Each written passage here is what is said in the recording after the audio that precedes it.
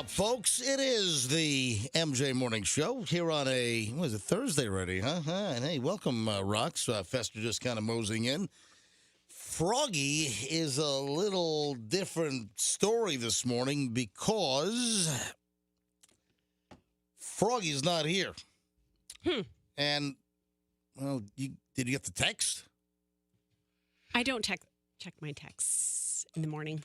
So you did not check your... No. Can you go ahead and check your text real quick? Sorry. I mean, what if it was something important overnight? Usually an overnight text might be something of substance.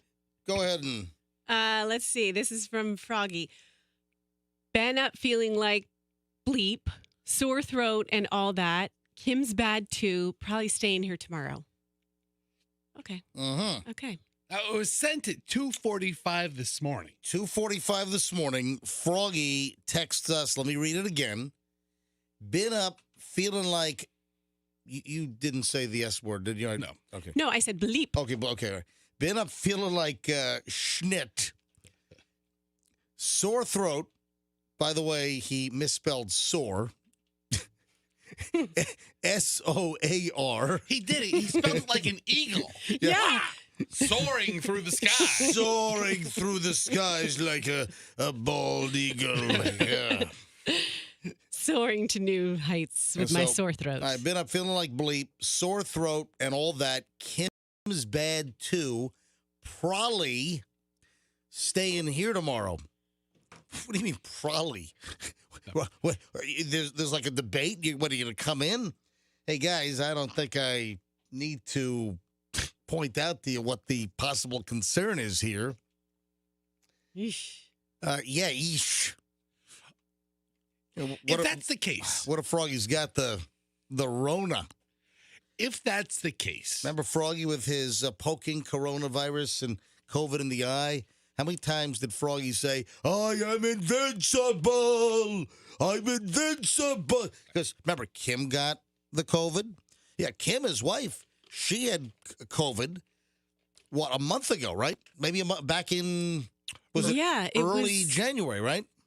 Yeah, the kids were only back to school for like a week.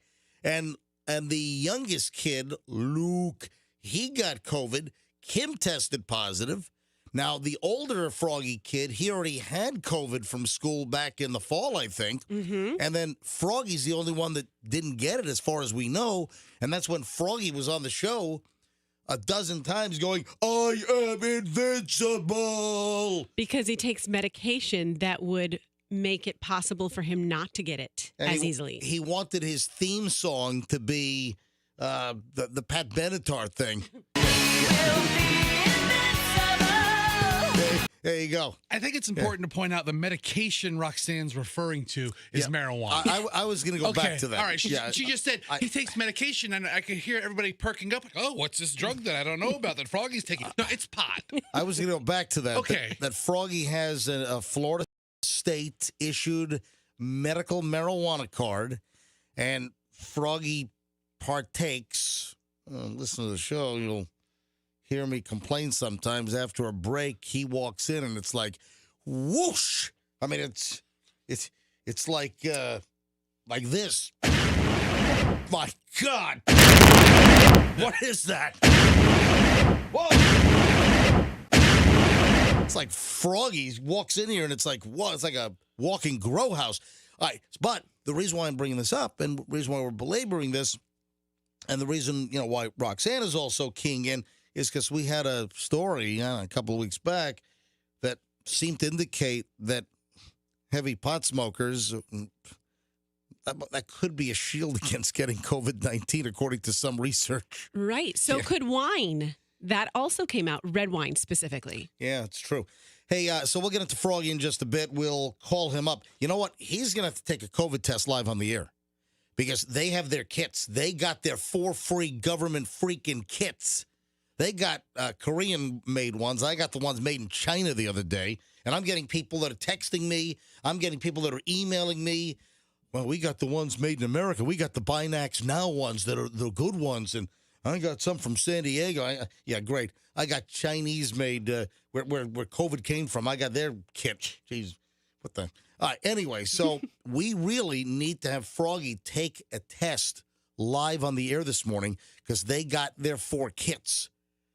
So we need to do that. Also, did you see the Bob Saget news? I did. Yeah, so this is breaking news, folks. Yeah, Bob Saget died of a brain bleed. Apparently, he hit his head and died in his sleep of a brain bleed. All right, hold on to that thought. Let's get it next. So let me take a quick break here. Quick early break, and then we'll give you all the Bob Saget death news as the autopsy results are out. We'll let you know exactly what they're saying, and we'll do that in minutes. Don't move. MJ Morning Show, busy day today.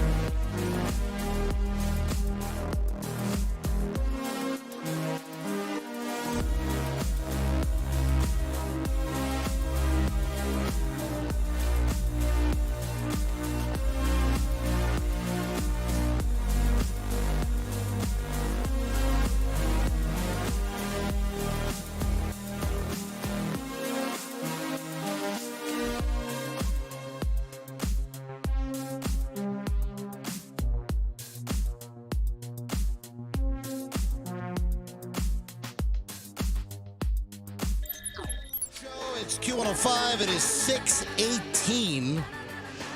Got a text from a friend of mine, and this was, I guess, just before the show started, just before the now stand by for the MJ Morning Show. And he's like, somebody's messing with your music. They're speeding it up and they're slowing it down. That's what I'm like. Maybe somebody's messing with his brain. I'm like, what? Does he know we've been playing the same music for 40 years? I don't know. Hang on a minute. When you get a chance, maybe you can listen back. The song slowly speeds up then slows down. What song is he specifically referring to? He was talking about Hurt So Good. John Mellencamp. When you take mushrooms, that's what's happens. I Happens. don't know. No, with his occupation, I don't know if he's taking mushrooms. I don't want to reveal what he does, but I don't think he's on shrooms. You know, those are the ones, man. The ones you never suspect. He said maybe the computer system was jacked up. LOL. I don't know. Let me guess, he's a pilot because you have like 50 pilot friends. I was, doing final prep here in the studio, and I did hear at about, 5:53 or so, I heard Hurt So Good by John Mellencamp, but I didn't hear it speed up and slow down. I didn't hear that happen. All right, the Bob Saget situation, the busting news late last night, and this is sad. And the breaking news on Bob Saget is that he died of a brain bleed. Yeah, wow. What do we know here? We know that he went. They mentioned something about hitting his head, possibly on the headboard. Yeah, but how do you do that? That's what I was trying to picture. All right, here's what we know. Bob Saget, according to the medical examiner in Orlando, died of a brain bleed after having some kind of unspecified trauma to the back of his head. According to multiple sources, TMZ also reporting this, that sources that have direct knowledge told the TMZ website that Bob Saget's head impacted something. So he went back to his room at the Orlando Ritz-Carlton, a fancy schmancy five-star operation. They've got great mattresses, by the way, and great sheets and pillows at Ritz-Carlton's. Yeah, that's what Bob thought, too. Yeah. So this was, January 9th, and he apparently did not know how severe his head injury was, apparently, and he fell asleep. And he died of a brain bleed. TMZ was the first to report, and according to the medical examiner, during the autopsy, they discovered, and quote, an obvious bruise on the back of his head. Which makes it even harder for me to picture him hitting the headboard with the back of his head, right? Isn't that hard to imagine? What would cause you to hit, it doesn't sound like, it sounds like he fell and tripped or something and struck his head on, I don't know whether it's the corner of a dresser.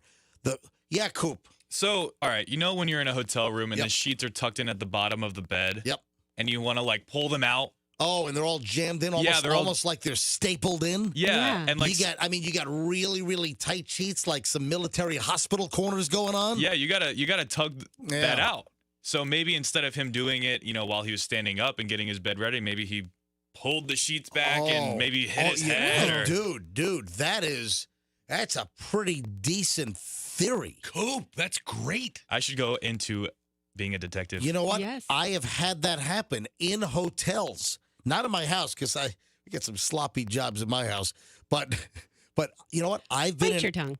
I've been in hotels, and you're right. Sometimes those sheets, those housekeepers in hotels, they make a serious bed. Well, they do it, 150 times a day or however many rooms they're able to turn.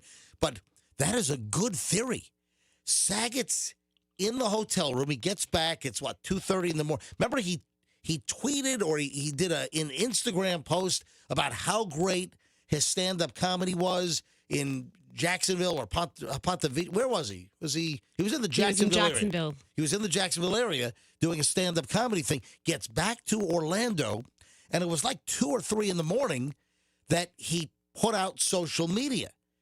But that is a decent theory. How, and because that's the mystery. How did Bob Saget smack his head that caused a brain bleed that then caused him to die in his sleep after he fell asleep? Are we saying that housekeeping potentially killed Bob Saget? My God. Oh, my God. Bob Saget killed by the maid. Oh. Son of a... All right, so again, let everyone visualize this. And Coop, hey, you get the credit for this. Hey, Coop, what caused you to think about this? Because every time I stay in a hotel room, I never feel like unmaking the bed. I just pull it out. You know what? I don't like, I don't know if you're the same as I am, because I don't like sleeping in a bed with sheets all jammed in. I like gives you claustrophobia on your feet. Well, I want fluidity. When I'm in a bed, I like to, have the sheet. If I want to have one leg out and one leg under. If you just want to do a kick. I want to do a little feet dangling or toes dangling out of the bottom. I want sheet flexibility. So what Coop is saying, instantly resonated because I've been in hotels, and I think I was in one fairly recently. You want your feet to feel like they're in a straitjacket. That's it's another good point. Exactly. I don't want to be all confined and all jammed in like my feet are all jacked into an envelope or something. So, no, but Coop, that is a good... So, Bob Saget is in bed, and he doesn't like being all constrained with the sheet. So, he's pulling the sheets.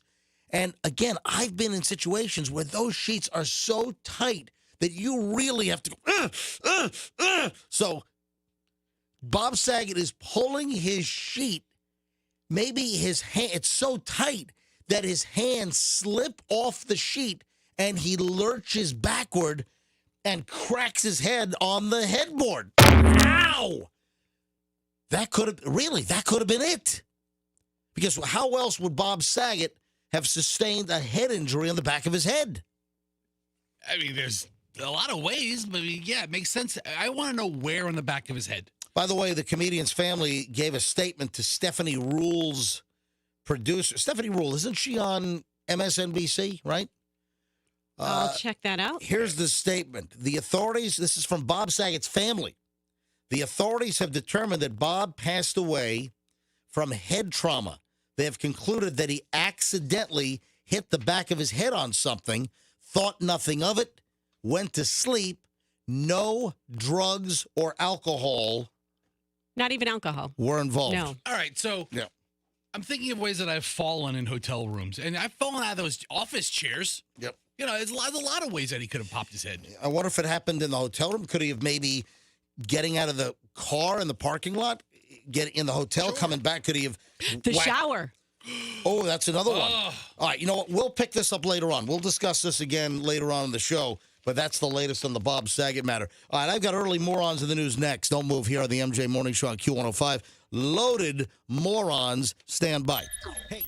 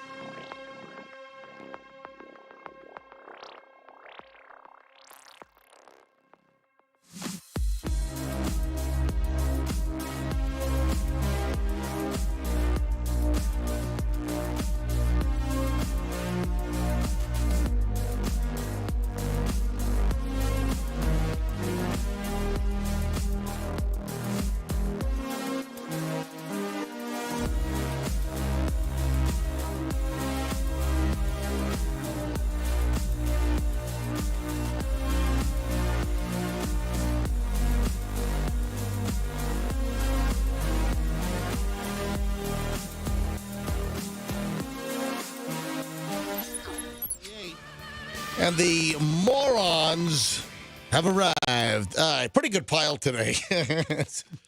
Geographically, morons are everywhere. And of course, yeah, we get the morons right here in Florida. Stand by. All right, let's start off in Madison, Wisconsin. Madison, Wisconsin, a guy T-bones a vehicle of burglars. Okay, that sounds like a good thing. Right. And the T-boner is in trouble. What? Yeah. It was like almost like a citizen's arrest or something. I mean, that was a heroic thing. My name is T-Bone. What was that, the Seinfeld episode? Remember George wanted to be called T-Bone, right? my name is T-Bone. And then somebody else already was T-Bone, and George was like, I want to be T-Bone. And then didn't the bald boss guy, that character actor that you recognize his face, was that Mr. Kruger? Was that that guy? Mr. Kruger from Seinfeld, right? Yeah, I think so. And then he said, "You're Coco the monkey, right? you're Coco the gorilla." Because George was outside the window and he was complaining, and his arms were going all up and down like a gorilla, right? Well, here's the story. A Madison, Wisconsin man. Yeah, hold on to it, Fester. A Madison, Wisconsin guy was arrested earlier this week. Cops said he intentionally T-boned a vehicle, injuring two people inside who allegedly stole his snowblower. Wait a minute. Somebody steals your snowblower and you can't T-bone the vehicle they're driving? In Madison, Wisconsin, I think the most valuable thing you could actually steal from somebody is their snowblower. Oh, yeah, especially this time of the year. Absolutely. So the Madison Police Department Public Information Officer, Stephanie Fryer, said a man and a woman took the snowblower from the guy's garage. So they went in his garage. That juices it up even more. The 29-year-old man, who had been a victim of another recent burglary, saw the theft happening, followed them in his truck.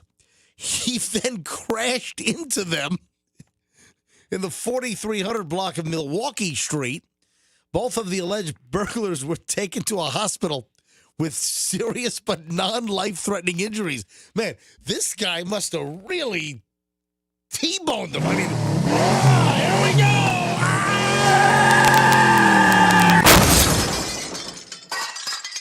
Man. Arrest me. If I'm that guy, arrest me. Put me in front of a jury of my peers, please. Listen to this. I'll fight this charge. The man was arrested on charges of second-degree recklessly endangering safety. He's just trying to get his snowblower back. News 3 in Wisconsin is not naming the man at this time as part of a policy of not to name suspects until they've been formally charged, currently being held in the Dane County Jail up in Wisconsin.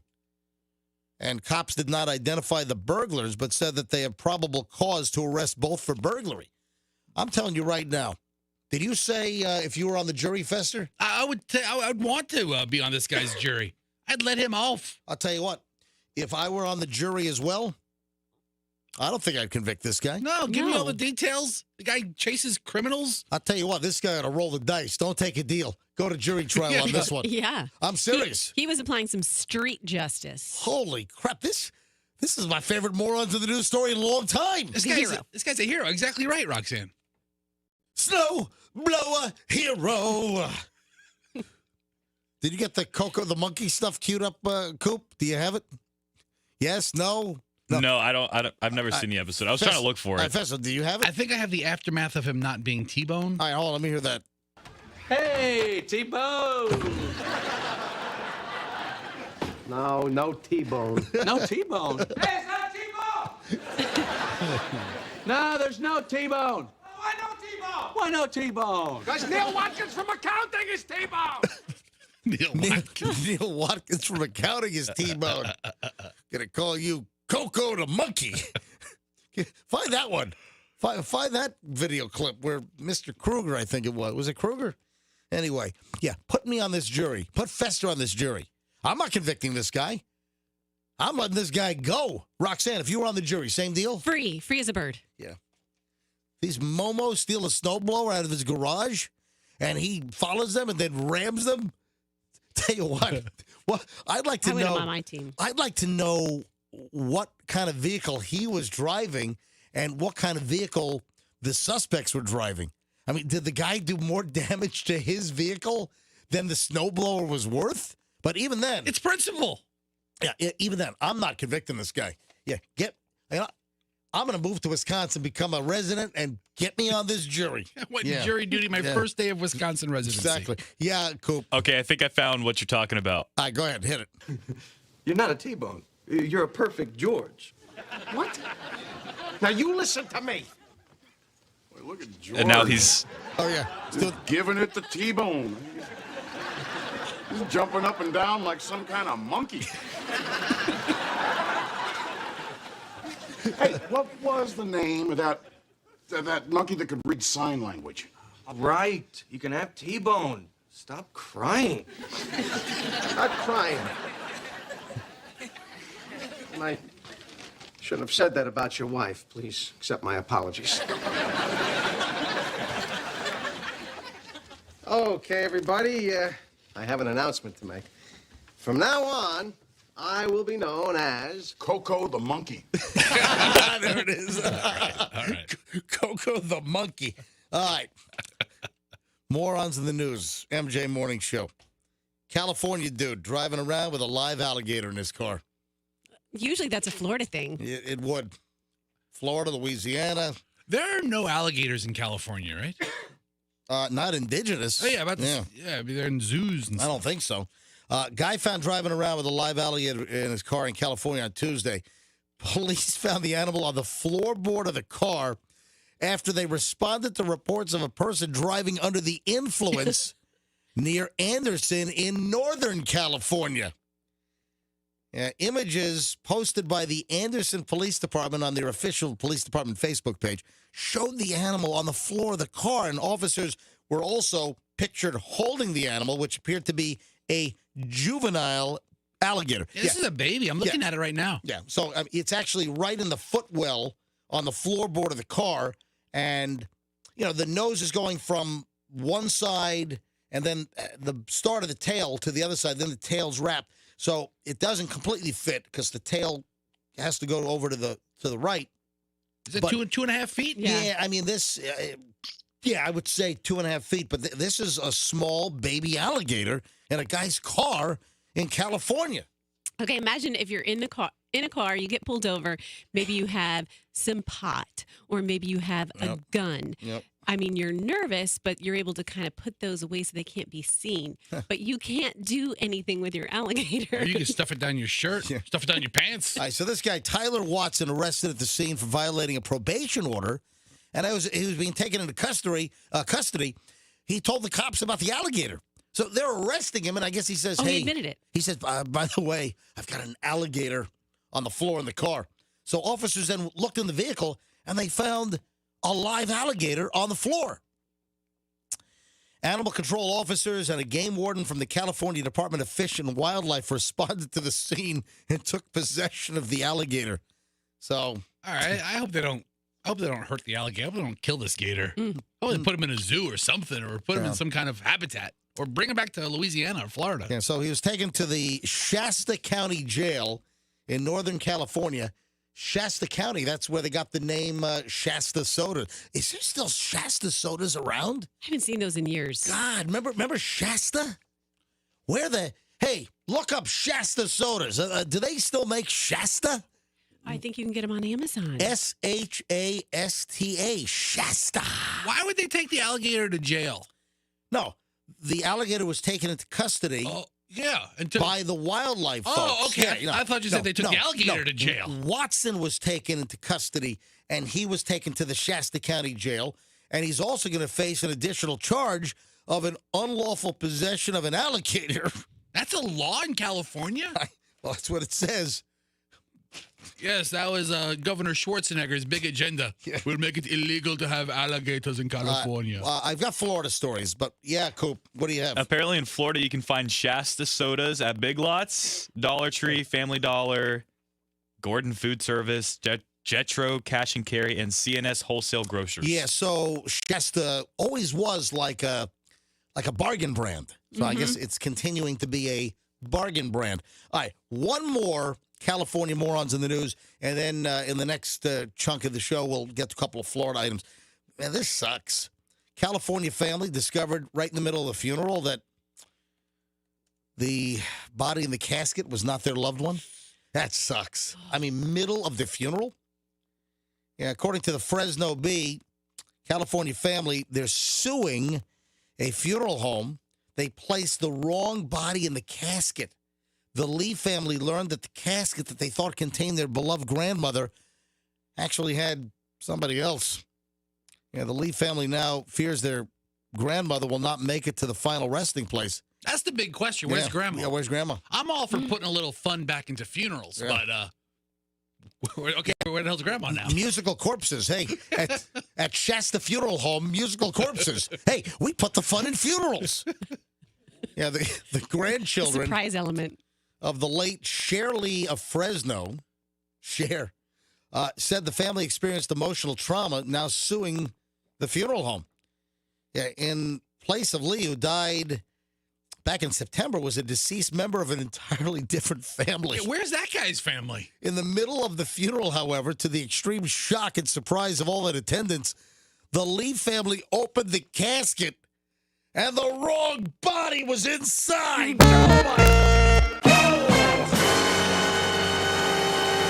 Oh my God.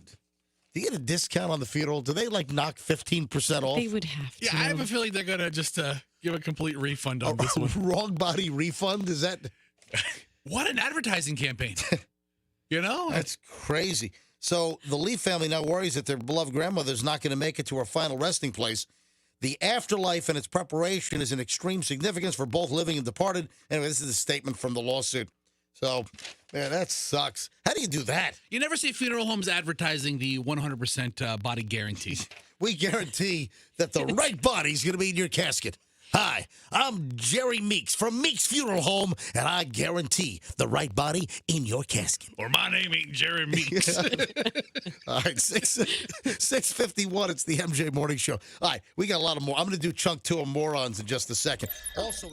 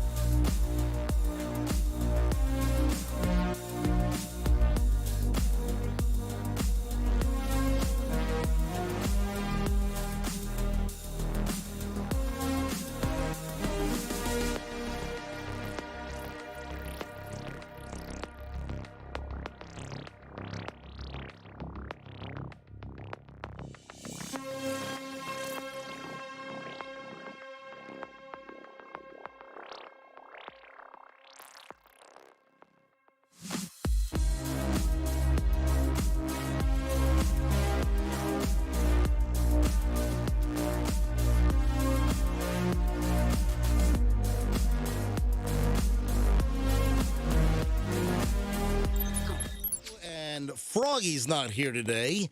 And a little concerned about Froggy because of the message that we got early this morning. And I'll share the group message. It went to Fester and me and Roxanne. Coop, were you included on the... He was. Coop is, was. Yep, Coop is in here as well. All right, so Froggy sends this message. This came in at 2:45 this morning. Been up feeling like bleep, sore throat and all that. Kim's bad too. Probably staying here tomorrow. Meaning today, because it was already today at 2:45 in the morning. Okay, I'm not worried about COVID. You know why? Because Why? if Kim's bad too, and they have the same thing, Kim already had COVID. Doesn't matter. People are getting it. People are double dipping it. I mean, she had it a month ago. Doesn't matter. I'm hearing about people that are getting it twice, and so much for the natural immunity on some folks. And I've heard about people getting it pretty quickly, or testing negative, then being positive again. Listen, who the hell knows? Let me try Froggy here. I don't know if he's going to pick up. Well, he's not going to pick up. Oh.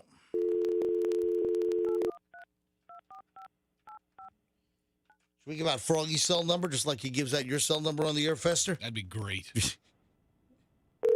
813-245. Come on, Froggy, pick up.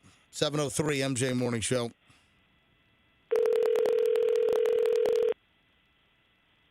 All right, if he doesn't pick up, I will call back later on.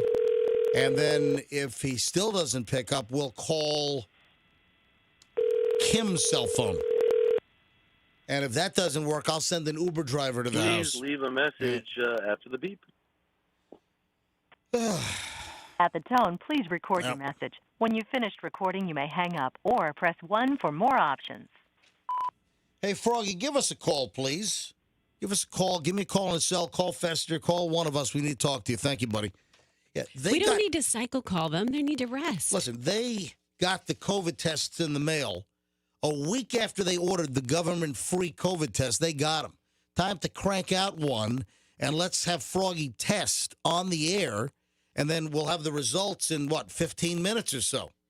It's the rapid antigen test. I mean, this is the reason why the president sent him out, right? Well, this is the reason why we have this. Yeah, of course. And the fact is that Froggy was just in this little shoebox of a studio with us yesterday. And if he's positive, then we might have been exposed. You know, Froggy was all, I'm invincible. I can't get COVID. I'm invincible. I, too, am invincible because of my wine consumption. I thought you stopped drinking wine. You said that you hadn't had wine in a while. Well, last night I did. Yeah, and the night before. That was dry January, which started late and ended early for Roxanne. It was like dry middle of the month January for Roxanne. Hey, guys, tell me if this is morbid. Tell me if this is tasteless. If you have to ask. So Pat George is our traffic guy. Oh, yeah. Everything with Pat is tasteless. All right. Pat George, been in the market for years and years and years. Pat George does our traffic. Now, Pat George hasn't been here this whole week. We've got Kathy Davis, is it? Yeah, Kathy. Yeah, She's great. Kathy Davis is filling in doing traffic. When we do our breaks, we hit a little traffic report. Usually it's Pat George. And then Kathy does the afternoon And Kathy's traffic. also on Q105 in the afternoon. Yeah, she does traffic on Mason's show in the afternoon. Yes. But Pat George is out this whole week. Pat George is on a cruise with his wife. They love to cruise. Right, now, that's their thing. Yeah, I get it. But I don't know if now is really the best time to take an Oma cruise. All right. So Pat George is on an Oma cruise right now, a week-long Oma cruise. So we ought to take bets. Is Pat going to come back with the COVID? What do you think? That is a little morbid. I'll take that bet, and I'm going to say no. All right. Coop, is Pat George, our traffic guy, who's on a cruise right now with his wife Zelda, are they going to come back with the COVID? You know, I hope not, because Pat George does make me and Roxanne food every morning. He does. So I'm going to say no, out of hope. Fester, where are you going on this? I hope he does have COVID. Why? I mean, what's boring about, I'm fine. Oh, I'm back to work. I want a little drama, especially in somebody else's life, not mine. You're wishing COVID on a 60-something-year-old guy? I'm just saying I wouldn't be upset. I'd be How old is Pat? Do we know Pat? we know how old he is. Somewhere in the sixes. Yeah. Oh, 63, 64. All right. But listen, MJ, that's what you get. You go on a cruise right now, and you get COVID. You can't come back crying. You knew this. I'm going with Fester. I think that that's just tempting fate. I think he's coming back with COVID after his Omni cruise. That was the name of it, by the way. I'm sorry, Oma cruise. They have Oma cruise. They have like cruises with like rock legends. They have cruises with comedians. What was that old jingle for Carnival? Cruise the fun ship. Cruise the COVID ship. What do you think? I don't want to be on a cruise. I'm not a huge cruise fan. We've been on a couple of good ones. We've only been on 2 cruises. You don't strike me as someone who would do well on a cruise. Yeah, but I was on a couple of good ones. We took the Inner Passage Alaska cruise, which was quite fun. And then we did a 10-day Mediterranean. We did a 10-day.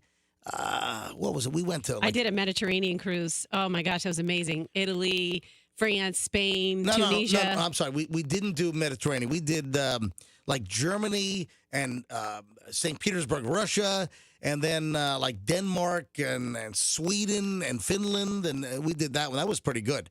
But we're not real cruisers. But I'm going with Fester. I think Pat George is coming back with the COVID. That's poking COVID right in the eyeballs. All right, ready for this? Before you get into that, I have to tell you, a texter said strep is running rampant. Oh. So maybe Froggy has strep. Well, if that's the case, they need to be seen. They need to get all antibiotic up good, because you know what happens if you don't treat strep throat. That's bad. If you don't treat strep throat, you can get all kinds of nastiness. Hold on, Fester, what are you giving me a... No, I'm trying to think. What are you giving me a little... You give me like a I'm talking out of my butt. No, look. you are talking out of your butt. I'm not talking out of my butt. I'm not saying you are. I'm just trying to think of what happens with strep. Roxanne, go ahead and Google quickly. I don't have to Google it. You're correct. No, but read what it says. Give me some medical crap. What happens when you don't treat strep throat? And I think it can cause like a rheumatoid arthritis situation. It can cause crap like joint nastiness. And I'm telling you, I had a cousin once when I was a little kid, and that was my. You're so right. Rheumatic fever. Yeah. All right, so I had a cousin. When I was a kid, I was like 7 years old, and I had a second cousin, and all I heard from my mom, if ever I had a sniffle or my throat was, we gotta get you tested, because my cousin had strep throat, second cousin, and she had all kinds of issues because her strep was untreated. So if I blinked, my mother, we gotta go to the doctor. You might have strep throat, all because of that. So what does it say? If you don't treat... You can get rheumatic fever, which can damage your heart, joints, nervous system, and your skin. All kinds of stuff. I'm telling you. If you think you've got strep throat, you got to get treated, and you have to go on a course of antibiotics to take care of the strep. That's a real deal.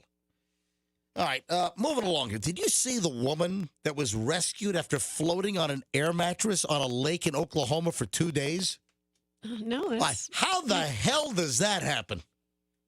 Dude, those Oklahoma winds carry you out. You're stuck. That's a lot of swimming. In the middle of the snowy winter, what the hell is a lady doing on an Oklahoma lake on an air mattress? That is a good point. A woman spent 2 days floating on an air mattress in the middle of this lake, freezing weather, before drifting to shore again and then being rescued, according to reports. Yeah, I've had this for a couple of days, but I'm baffled by this. Stranded lady was spotted on train tracks near Lake Texoma, one of the largest man-made reservoirs in the United States.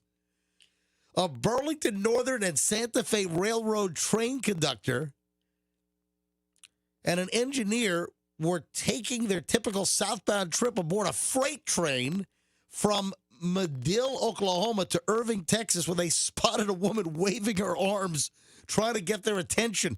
Do we know what she was wearing? Screaming for help, holding onto an air mattress. She was literally laying on the ground, waving one arm, basically her left arm. The one that her arm wasn't, the other arm, I guess, was stuck in her jacket, asking for help. The train crew brought the train to a stop to help the woman. So they brought the freight train to a stop.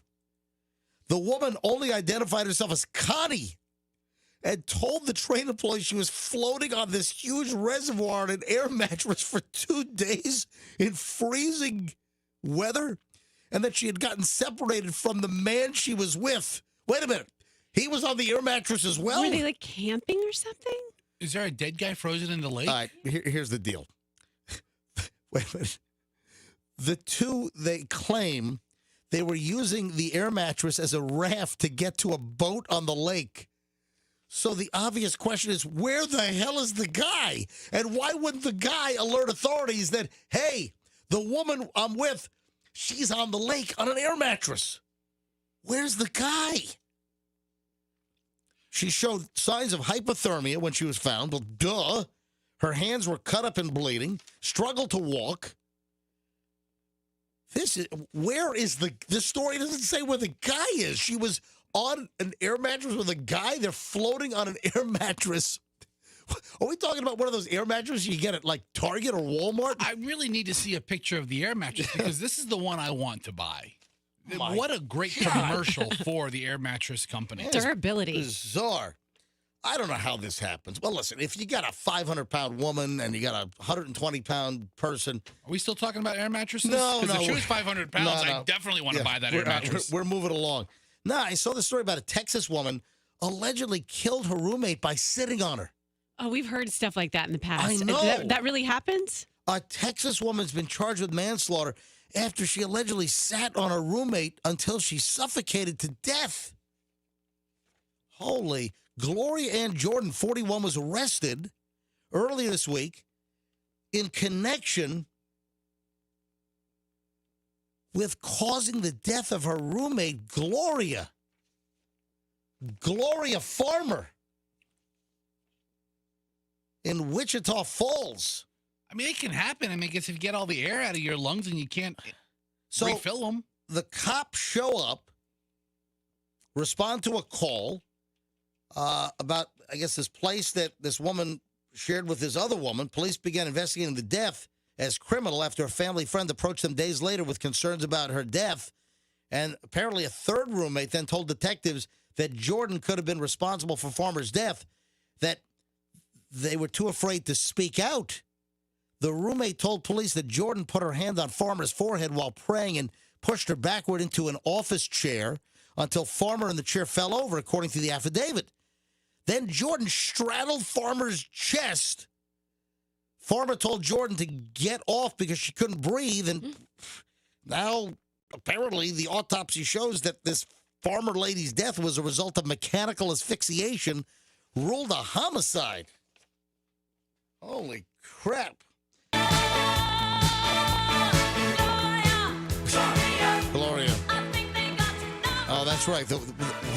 Who's the Gloria? Both of them are Glorias. That's what threw me off. It's Gloria Ann Jordan and Gloria Farmer. They're two freaking Glorias? I've never had a Morons in the news with double Glorias. Two Glorias. The victim and the perp.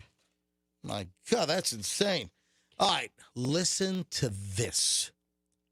Lifting weights for just 3 seconds can be beneficial? Really? To whom? Lifting weights for just 3 seconds a day can improve your strength. What is this? What? There's all kinds of gimmicks for weight loss and exercise. How much weight are they talking about? A new study has found that you can build muscle strength by performing 1 bicep curl a day. Do you think this is just the fitness industry knowing that we have no attention spans and trying to get people motivated to do stuff? This wouldn't be good for like health clubs. Maybe like a dumbbell company. Right. I don't know. A new study shows that performing a single bicep curl at maximum effort can lead to a 10% increase in muscle strength in just a month. 1 month. 3 seconds a day, less than 2 minutes a month total. Holy crap. Imagine what you can do if you work out for 17 minutes. Hey, speaking of working out, you had 6 slices of pizza yesterday. Yeah, I did. And you know what? Now that I've given up spicy mayonnaise, I eat 3 times as much sushi as I used to. Because I'm like, oh, well, I'm not getting the spicy mayo calories. I may as well just eat a ton of sushi. And yes, so then yesterday I ate 6 pieces of pizza. What are you going to do about it? Yesterday was National Pizza Day, and a pizza shop brought in pizza for Orlando's station down the hall, and of course there was a ton of it. So everyone, sprinted to the pizza, and Roxanne literally, this is true. This is not an exaggeration. I saw it. And you're confirming you had 6 slices of pizza Because they brought in a lot of different flavors, and I wanted to try them all. Yeah, I mean, MJ, first of all, they weren't big wedge slices. They were each by 4 inches by 4 inches. So, it wasn't like enormous slices. I saw her plate. It depends. What they did was they took a regular round pie, and they didn't do the traditional 8 slices, but they cut them into like the checkerboard pattern. Exact, but they weren't that small. Right. There were some pretty decent sized pieces there, and you had 6. Yes, they were delicious. This place kind of specializes in, I don't want to say awkward, just unconventional. Unconventional flavors. I had 2 crab rangoons. They had Oh, that's right. And by the way, last week we did a whole thing about crab rangoon, and there's some kind of stupid internet meme going on now where people are eating crab rangoon on like TikTok, and crab rangoon is disgusting. So the last thing I want is a crab rangoon pizza. It was so good. It's the best pizza I I've got ever a had. problem. Listen, I got a problem with all these nutty pizzas. Just give me a normal pizza, dough, sauce, cheese. Sometimes I'll go way out and I'll eat a slice of pepperoni or sausage, but that's like it. I don't want pineapple pizza. I don't want any of that crap. Yeah, Coop. Well, I was just gonna say, crab rangoon is like a Gen Z delicacy. Oh my God, it's horrific. So they brought crab rangoon. Crab rangoon is awful. They brought pickle pizza. They brought chicken and waffle pizza. They brought chicken and French fry pizza with like honey dipping sauce on it. They brought Victoria's Secret Panties pizza. See, that's the one I had. Yeah. How was that? It was fantastic. Did you get a stomachache after? You feeling okay? No. But do you work out? I do. Yeah, I do. I do. Nobody wants to hear about anybody with a fast metabolism. People hate people like that. So, but I do have a fast metabolism. So you don't need to work out? I work out to burn those extra calories, but I think it's because I'm like a hyperactive person. I think that's why I can eat a lot. But I do eat a lot all the time. But what is your workout program? My workout. If you can bolt down 6 slices of pizza, and you're pretty thin, Roxanne, what is your workout regimen?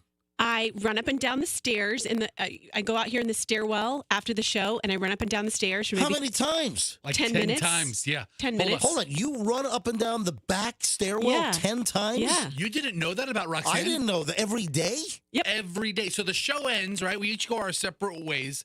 And if Roxanne doesn't have anything cooking in the building, of course, she leaves too. I've walked out that back door, and all I hear coming from the doorwell before I open it up is, Yeah. and I'm like, oh God, what the hell is Roxanne doing in there? And I don't want to In the open this. stairwell. And then, of course, I open the door, and she's doing wind sprints up and down the flight of stairs. I had no idea. All right, well, we ought to video that. All right, when we get back, our long chunk of MJ starts next, including dates that are more likely to end up in bed. Wait till you hear this. This is just a fraction. Oh, also, the Tinder Swindler coming up. You know, that story's been around. That's been brewing for a while. Is there a Netflix thing on this, right? Yeah, I saw Tinder, it. Yeah. Right, all right. I saw the commercial for it yesterday. So apparently a lot of people buzzing about this Tinder Swindler. We'll give you some details on that, and we'll probably take some phone calls, and we'll explain why coming up on the MJ Morning Show here on Q105.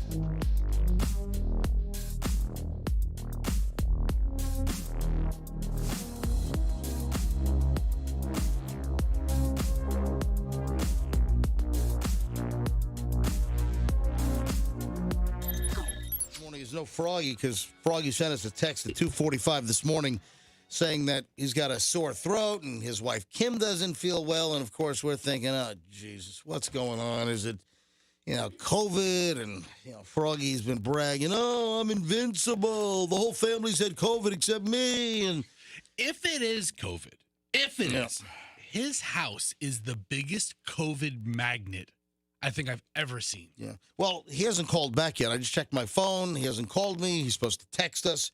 So I'll tell you what. I'm going to give him till 8 o'clock. Are the brats not going to school? I don't know. Is Kim in the car or something like that? That's a good point. Ooh.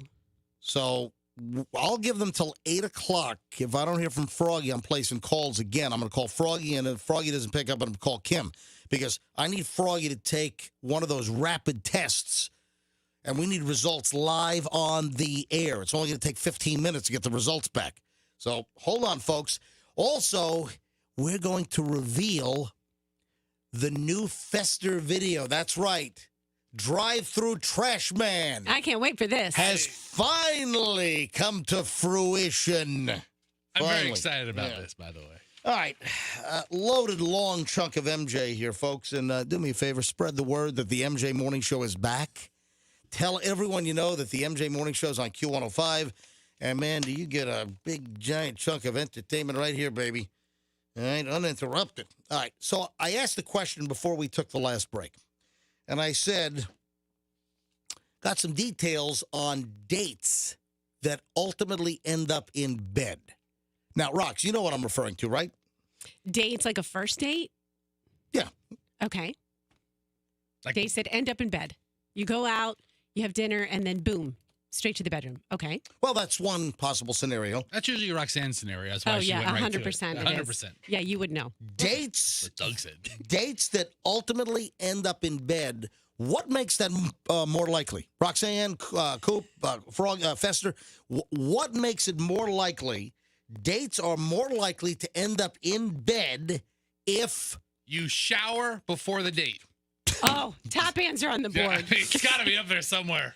I mean, if you don't shower before the date, guys, or no, that's not what I was looking for. Or ladies, that goes both ways. Here we go. Dates are more likely to end up in bed if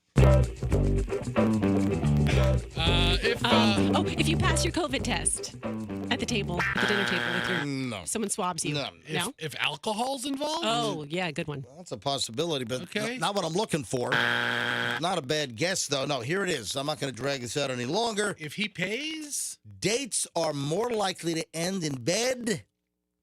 If he has a nice car? If the woman makes the first move. Yeah, that makes sense. All right, so that's from straight from breaking news from the Department of Obvious. Listen, we've got research here, folks. This is from the University of Kansas. What the hell are they doing there, man? What's just waiting for women to make moves on them. Hey, let's sit here. We'll see what happens. So researchers found at the University of Kansas that women initiate only 1 in 10 hookups, but when they do, they're more likely to end up in bed. A study of over 20,000 college students compared the traditional date night script. The college students were like, yeah, I'll sign up for that study. You know what date night usually consists of, right? Yeah. Yeah, we fancy like Applebee's on a date night. Got that Bourbon Street steak with the Oreo shake. Oh yeah, that puts her in the mood. The Bourbon Street steak with the Oreo shake, man. That's a lock right there, baby. It's no joke, man. That's a closing. Taking it home. That's a closing move. Boom, boom, boom. Come on back to my room. Remember that song? That was a great song. I haven't thought of that song in 20 years? Was that Paul? What was that? Paul Lakakis or something? Hang on. Cool, bring that up. Boom, boom, boom. Come on back to my room. I think it's like... Yeah. Is it Paul Lakakis? I never heard of him. Paul, that's an unfortunate name when you're talking about boom, boom, boom, come on back to my room. That's the best name. Are you kidding me? It's in my name, people. God, I have not thought of that song in, 25 years. Me neither. Boom, boom, boom, come on back to my room, right? We can party all... What were those? Hold on. Party all night? Do it all night. Do it all night. Do you have it? Is it I'm trying to find the hook here. Is it just... No, start at the beginning. Yeah, just start it from the beginning. Yeah, is it on YouTube or is it in the computer? Yeah, No, it's on YouTube. Okay, I have the YouTube version right here. MJ, you in front of ready? All right, hit it. Go ahead. Oh, this is a live version. You couldn't find the.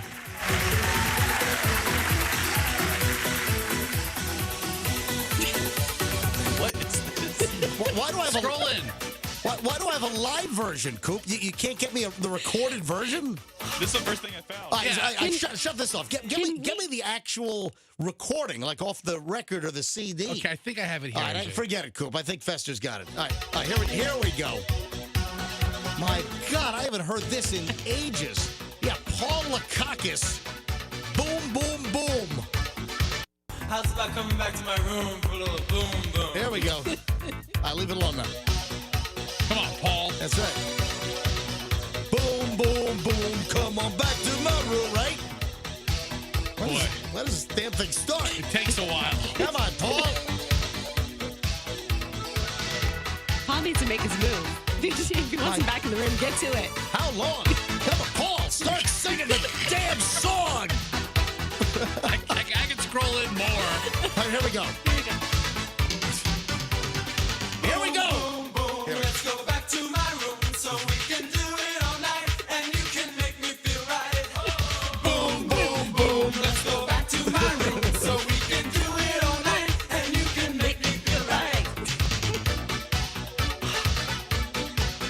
Man, What a classic. I haven't heard that in a long time. All right, Paul Lakakis, dead or alive? Dead. I have no idea. I have no idea either. Man, what did that guy do afterward? He's still closing on that song, man. So, remember that song, Boom, Boom, Boom? Yeah. That was me. All right, study of over 20,000 college students compared the traditional date night script where a man asks a woman out, pays for the meal or entertainment, and then initiates the sexual activity. To the most recent dating experience of each participant, results show that college dates followed the traditional script just 36% of the time. But according to the authors and this whole hookup culture, that dates are more likely to end up in bed when the woman makes the first move. Wow. Because it's like a green light. Now, Roxanne, you're the only woman in the room. I have to then ask you, in your dating history, have you ever made? Oh my gosh, so personal. Have you ever made?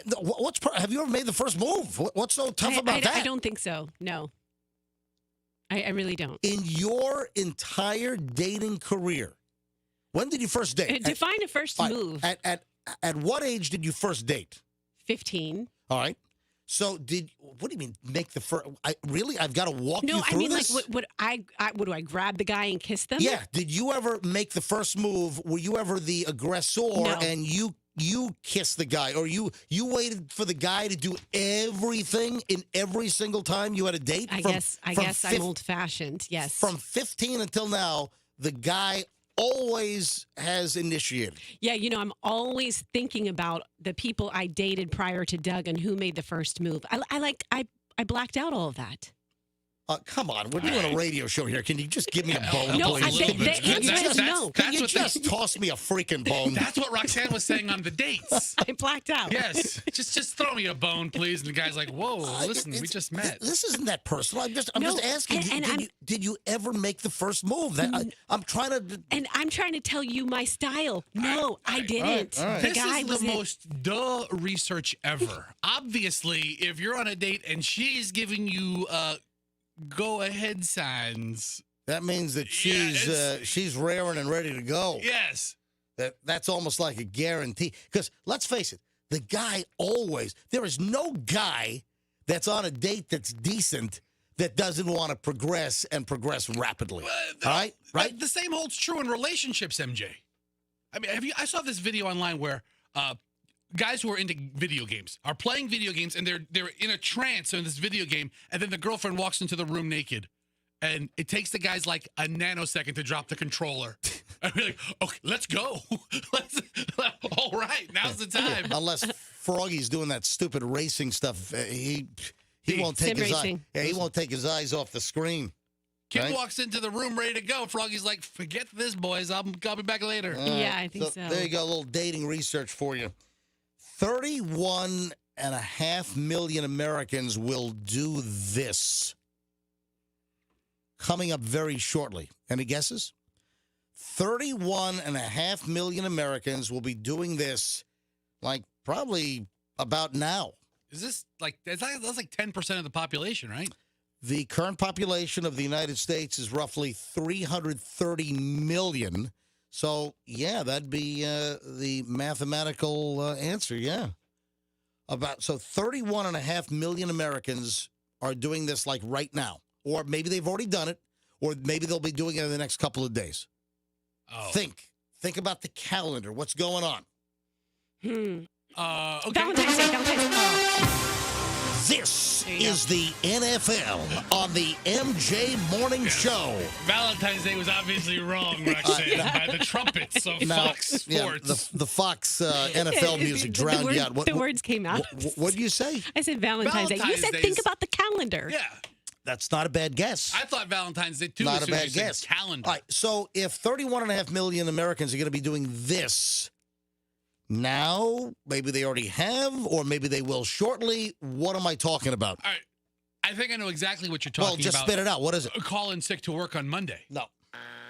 Oh, Nope. never mind. Nope. I'll take that back then. But a lot of folks do call in sick on the Monday after the Super Bowl. I don't That's see why true. that's not a holiday. Yeah. Now, you know, wasn't there a push for like a Oh, no.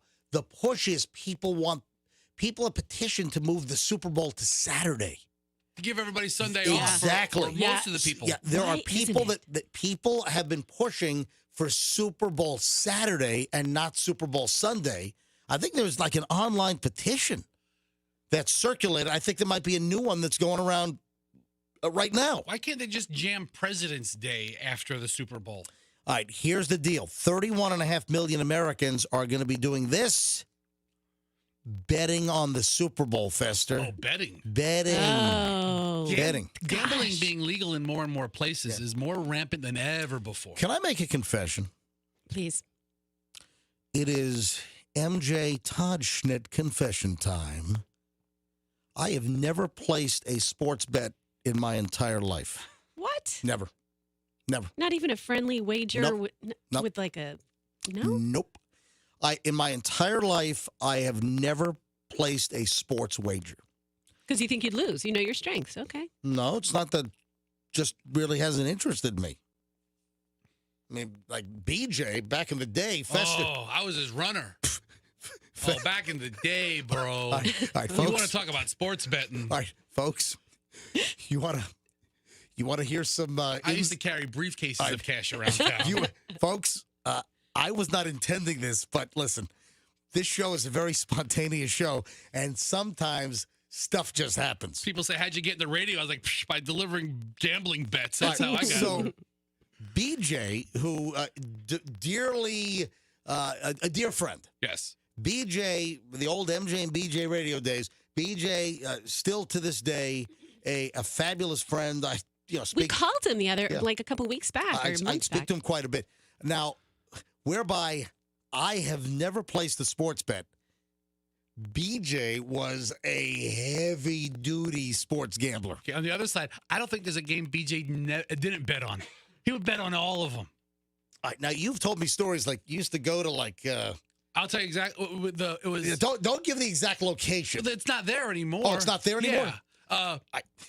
The guy who ran the Beef O'Brady's. All right, no, hold on. No, don't give the location because I don't. It's not there anymore. Doesn't matter, but the guy's still there. I don't think we want to. I don't think we want to talk about. It was 25 years ago. He's probably whacked. I don't remember the guy's name. So, He couldn't pay his debts. BJ's bookie was at a Beef O'Brady's. It's at the corner booth. It was Tuesday was payday and Wednesday was collect day. All right. So listen. Okay. So no one's gonna be able. So Fester used to meet a guy in a booth at a Beef O'Brady's. Which Beef O'Brady's was it? It was at the corner of Hillsborough and Memorial. Okay. So in town and country. Festa, you used to walk away with thousands of dollars in cash, right? I used to have to either go there on Tuesday and pay, right, or go there on Wednesday and collect every week. How many college games and professional games? NFL was always the high time, Right. but yeah, college games. Then BJ was really big into college basketball, Right. So I Oh, yeah. essentially sat. Hey, he still is. I essentially watched March Madness for like 5 years in Beef O'Brady's collecting after games. All right, so what was one of the most memorable things about you being BJ's bet runner? Any story, any particular story, any particular amount? BJ bet like 10 grand. That what? Listen. Holy Hold on. frig. Hold on. He bet like 10 grand that the Atlanta Falcons would go to the Super Bowl Right. and beat the Minnesota Vikings in the NFC playoffs. Whoa. And they did. Oh, my God. And they did. And they ended up facing the Broncos in that Super Bowl. How Elway's much last money did he win? What did you walk away with? Well, no, it wasn't odds. I mean, it was he had the points. Right. So it was a straight bet. I mean, but I had to collect $10,000. Holy God! That's crazy. So you're walking around with 10 Walking around grand. 10 grand. And then That a guy gave you at a booth at a Beef O'Brady's to bring back to BJ. So that was on Wednesday. And then BJ doesn't show up to work Thursday, Friday. Oh, my God. I have 10 grand in my beater of a car for 5 days. And I called BJ, like, BJ, where are you? He's like, hey, I'm not coming in today or tomorrow. I was like, BJ, I got some money for you. He's like, I had a few of those days over the years. a couple of those weeks. Hey, so he doesn't show up. Hey, it's the MJ Morning Show. BJ's not here today. So he doesn't show up Thursday, Friday. And I went 5 days in my car with like a brown bag with 10 grand in it. Oh, my Man, God. just don't lose it. Give it to me on Monday. How did you get drafted as BJ's betting errand boy? The same way I got drafted as being his urine supplier, just by being a stand-up guy, by being a good friend. Taking it too far. BJ's talked about all of this with us, and we've had him on the air in the past. And He's doing good. and BJ's doing very well these days. He's fantastic. You draft So- me when you need a friend to be a friend, people. You hear that? Oh, man. So 31.5 million Americans will bet on the Super Bowl, according to the American Gambling Association, and over $7.6 billion expected to be wagered on this Sunday's Super Bowl, which I will watch none of because I'll be at my brother's wedding in Miami, where the ceremony starts at kickoff at 6:30 on Sunday. I'm at a wedding in Miami on Super Bowl Sunday. All right. I have a Super Bowl admission. When the Bengals won the AFC and the Rams, I could have cared less about this Super Bowl. No, you couldn't. couldn't care less. Okay, so that You couldn't care less. all right, I'm gonna go back with That's how less you cared. exactly. Who cared about this game? But as the game's approaching, I think I'm getting more and more excited about it, and I want to see the Bengals win. I think I like that Joe Burrow quarterback, a little swaggy young man. I like him. So the Bengals are 4-point underdogs in this game, MJ. If you were wondering if you wanted to make a bet and join 31 million of your friends. I'm not making a bet. So I used to date someone possibly who was possibly I used to date someone possibly who hypothetically might have been a bookie. All right, go ahead. A bookie. all for his right. friends. Yeah. And I kept track of all the parlays and teasers and all that stuff on a big spreadsheet. Well, you aided and abetted a bookie? You don't want to talk about your dating, but you just admitted to felonious bookmaking activity? What is wrong with you? Wow. What is wrong with you, Roxanne? It's a lot of You information. want to get all coy and all embarrassed and sheepish when I'm asking you if you've ever made a first date move? And it was just Monopoly You're money. blowing me off on that, but now you're talking about you kept books for a bookie? Bookie. What the? Do you realize what you just said? You don't even realize what you just admitted to. You didn't date the owner of the Beef O'Brady's in Town and Country, did you? I might have met you years ago. My God. Folks, this is why you listen to the show every day, because you have no idea what the hell is going to happen on this show. I said possibly. My God. Tell it to the judge. We got to get into the Tinder Swindler and the whole Netflix thing and We'll do that in just a second. First, though, we talked about this first thing this morning. We came out of the shoot at 6 o'clock talking about this, and it's Bob Saget. And, of course, the breaking news on Bob Saget is...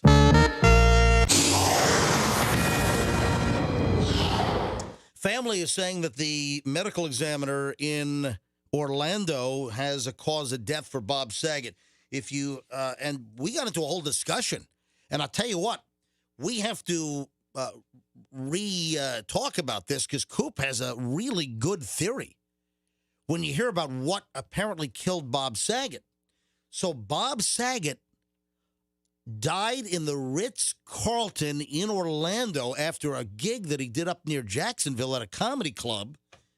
Bob Saget died of a brain bleed, and he had some type of a head trauma to the back of his head. Something happened to Bob Saget. He whacked his head, and he died of a brain bleed while he was sleeping. It's got to be a pretty violent hit to cause that, wouldn't it? Well, I mean, you think about somebody like mugging him and whacking him over the head with a blackjack or a bat or something, or a brick. But no, sources with direct knowledge told TMZ that Saget's head hit something.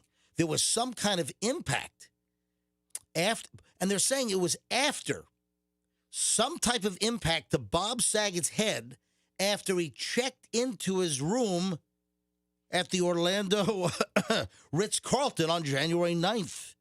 And the speculation is that Bob Saget did not know to what extent he was injured, and he died of a brain bleed. His family gave a statement to a producer of the Stephanie Rule Reports program, and it reads, "The authorities have determined that Bob passed from head trauma. They have concluded that he accidentally hit the back of his head on something, thought nothing of it, and went to sleep. No drugs or alcohol were involved." And we're trying to figure out what happened. And, Roxanne, you were like, well, maybe he slipped and fell. In the shower. In the shower? Yeah. What happened?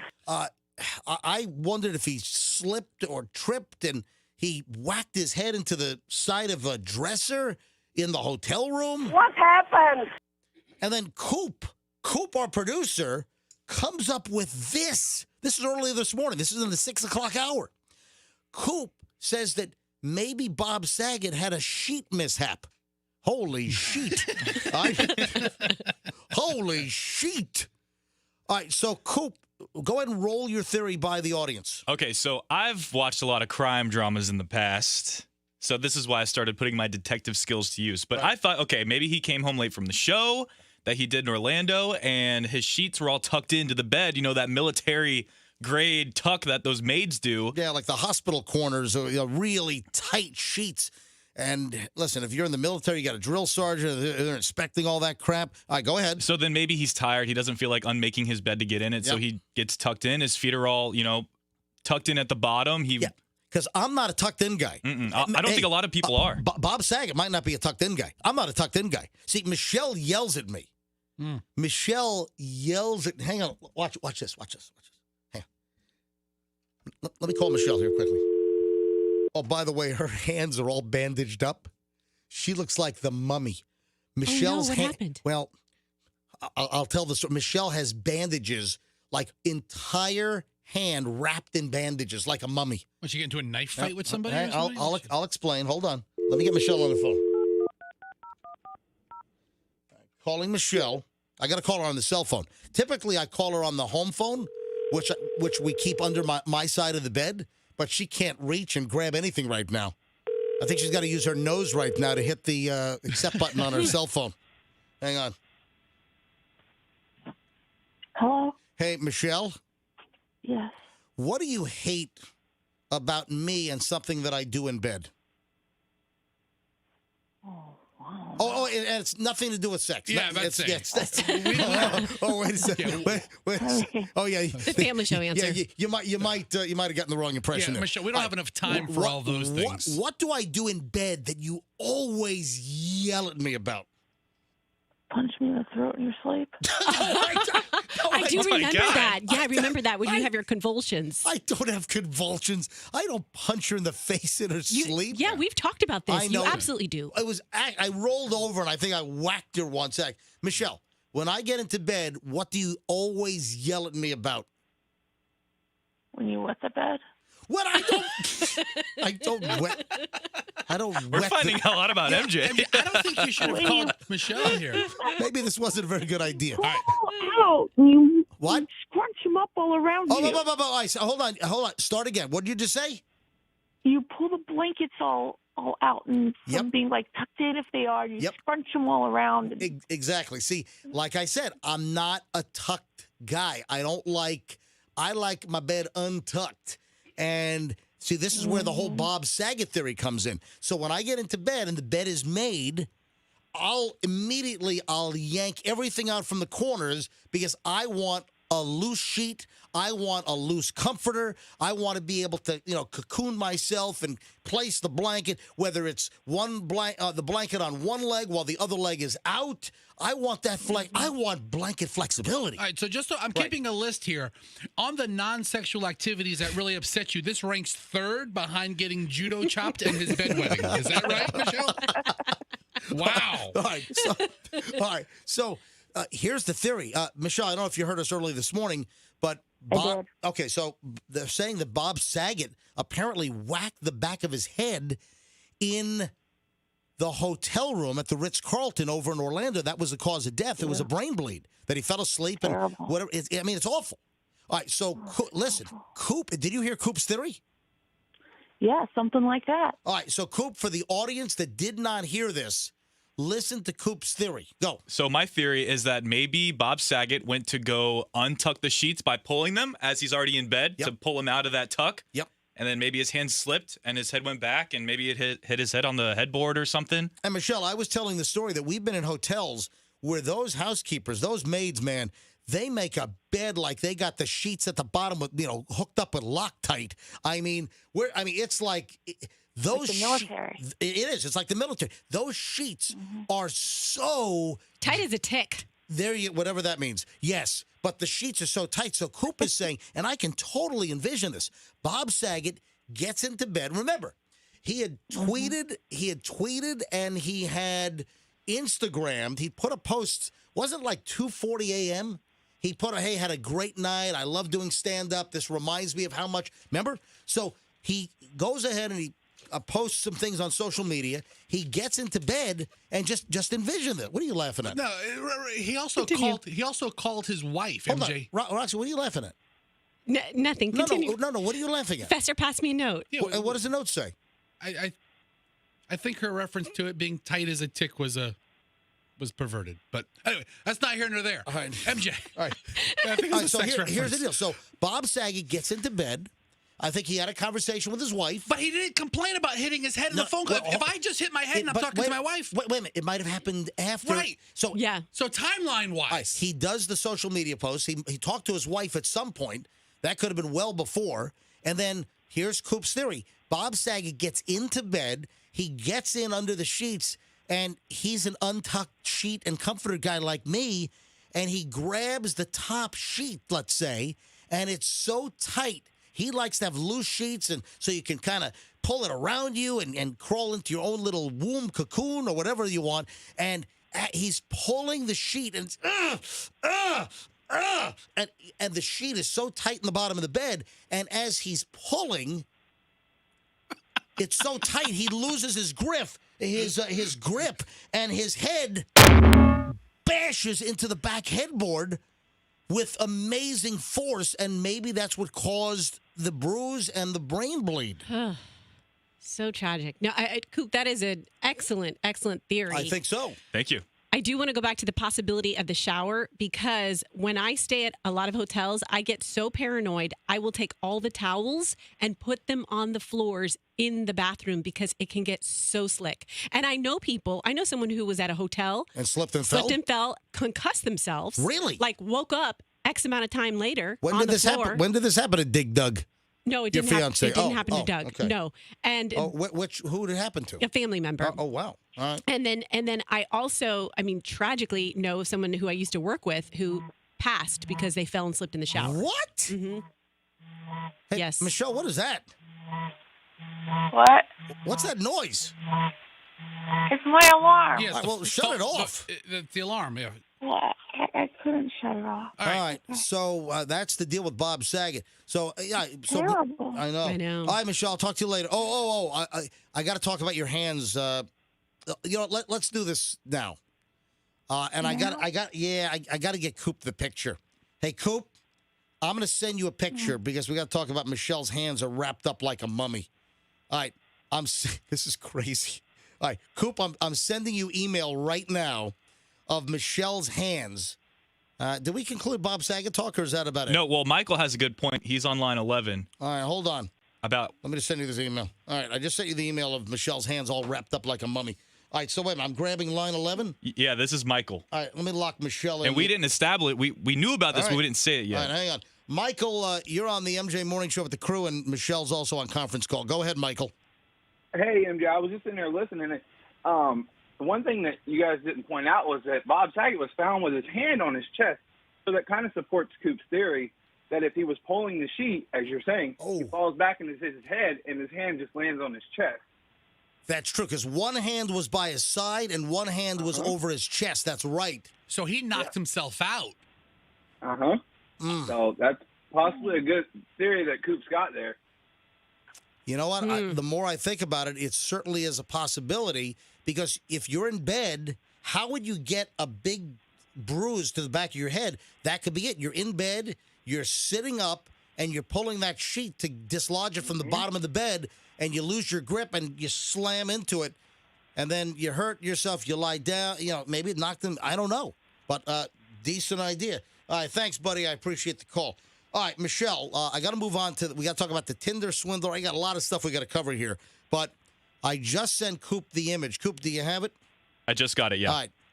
Michelle's hands are wrapped up in gauze, and her hands are all red, and they're like covered. She has to put coconut oil on her hands. Michelle, it's like you stuck your hand in a blast furnace. Well, it's the same process that I do with my face. So, All right, so guess same what? result. Guess what Michelle did with her hands yesterday, Roxanne?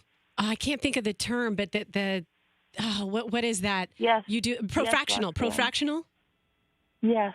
So Michelle's afraid. Awesome. She doesn't want her hands to get all old and craggly looking. So Michelle's now done the fractional laser on her hands. And again, it's like when she does it on her face. And let me tell you right now that Michelle's face is she's got the face of like a 28-year-old. There's nothing craggly about you, Michelle. Everything about you looks young. Yeah, so Michelle already looked young, but then she had this fractional laser thing done to her face, and it makes you look even younger. The one side effect is, like, for 2 days, it looked like you were running at a Boy Scouts campsite, and you tripped, and you fell face first into the campfire. Yes. That's the only... Oh. And that's when you find me most attractive, is immediately following the procedure. Yes. Right.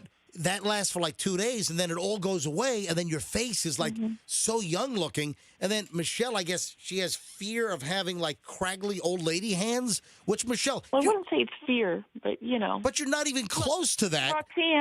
Roxanne. Yeah. After the face, what is the next part of the body that shows the age?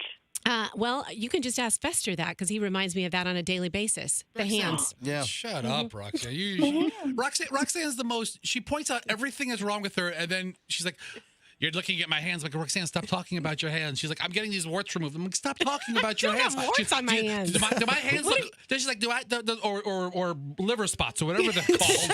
She has liver spots on her arms and hands. She's like, "I'm getting my." They're freckles. Last week she's like, "Fester, say goodbye to my freckles." I go, "You mean your liver spots?" And she goes, "They're not." Yeah, exactly. She Exactly. calls them. Exactly. I'm trying to keep verbiage Yes. straight here. She brings up her own insecurities. No, because you stare at them. You are a delusional HR violation, Roxanne. All right, so you are a large, rude man. You're a large, rude. I don't know what you're doing right now. Fester is a large... Hey, it's the MJ Morning Show with MJ and Roxanne, Froggy, Coop, and large, rude man. Okay, I'm not a large, rude liver spot, which your left arm is. Oh my gosh. Gotta go You need to crazy be about removed. it. You want to get into my dojo? You need to go get Large, rude man. go in that corner right Do you there. want to get into my dojo? You want to play my game? Huh? Oh yeah, I'll play your game All any right. day. All right. Yeah. So- okay, let's play. All right, We're we're not- liverwurst. We're not playing again. Hey, can I get some mustard and onions? All right, I'm shutting. Shut him down shutting right now. Fester's mic That's not off. even funny. Bring something funnier. What is the line Yeah. from Sharp Dressed Man? Da-da-da, crazy about a sharp dressed man. What is the line before that? Gotta go. Every girl's crazy Never about a go show. crazy. Never go crazy. What is it, Michelle? I think it's like never go crazy. Every girl's crazy? No, whatever. But we ought to make one for. You have it? You have it? All right, go. Let me hear it.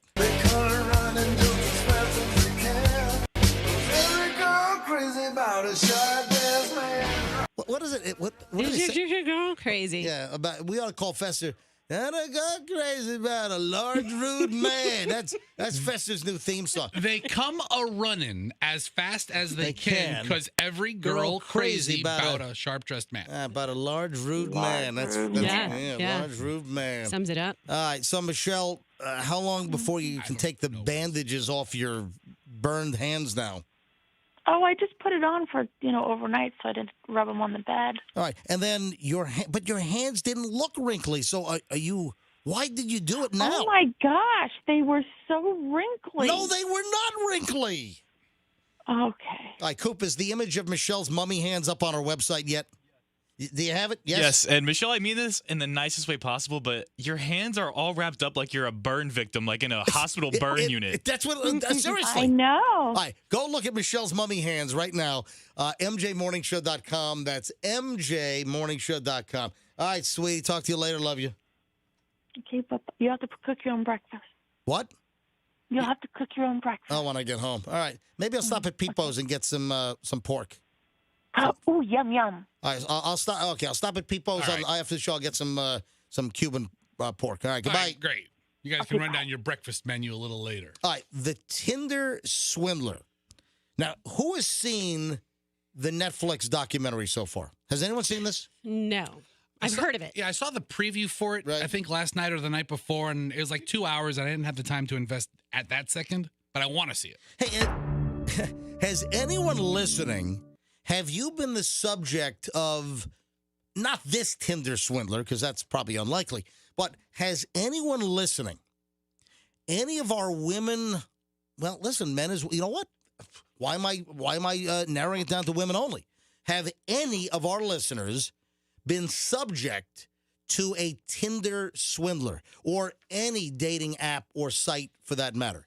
Has any woman or man listening to our show right now through Tinder or Bumble or Plenty of Fish or eHarmony, whatever? What is it, the Farmers one? What's that called? Farmers Only? Yeah. Any of the dating sites, have any of our listeners ever been the subject of a swindle? You ever have a date or a relationship that started and they tried to swindle you? Any issue, any scenario where it got close to being shady or swindly? Would love to hear from you right now. 800-990-1047. Because I want to talk about this Tinder Swindler for a minute, and people need to be careful. So in any dating situation, were you ever alerted to the fact, or did you get swindled, or did you get a really bad vibe on something? Did you ever put two and two together? Anyone have a swindle-like dating problem?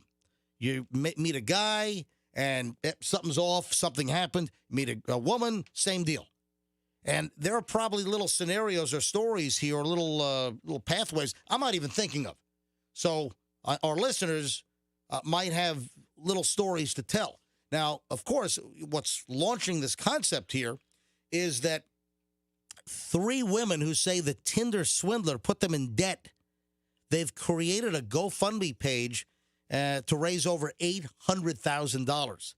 And this new Netflix documentary, The Tinder Swindler, is about a guy accused of scamming women into debt. And they named this guy. They put his name out. Simon So- Lviv. So the women tracked down the Tinder user who they say tricked them out of millions of dollars. And now the women have set up a GoFundMe page. 3 women, they claim the Tinder Swindler took them for a ride. And the Netflix documentary, The Tinder Swindler, follows Cecily Figel, I can't even say this, Aileen Kuhlman, Pernilla Sujolholm, as they set to track down Shimon Hayut, who also went by the alias Simon Leviev, or Leviev, or however you pronounce it.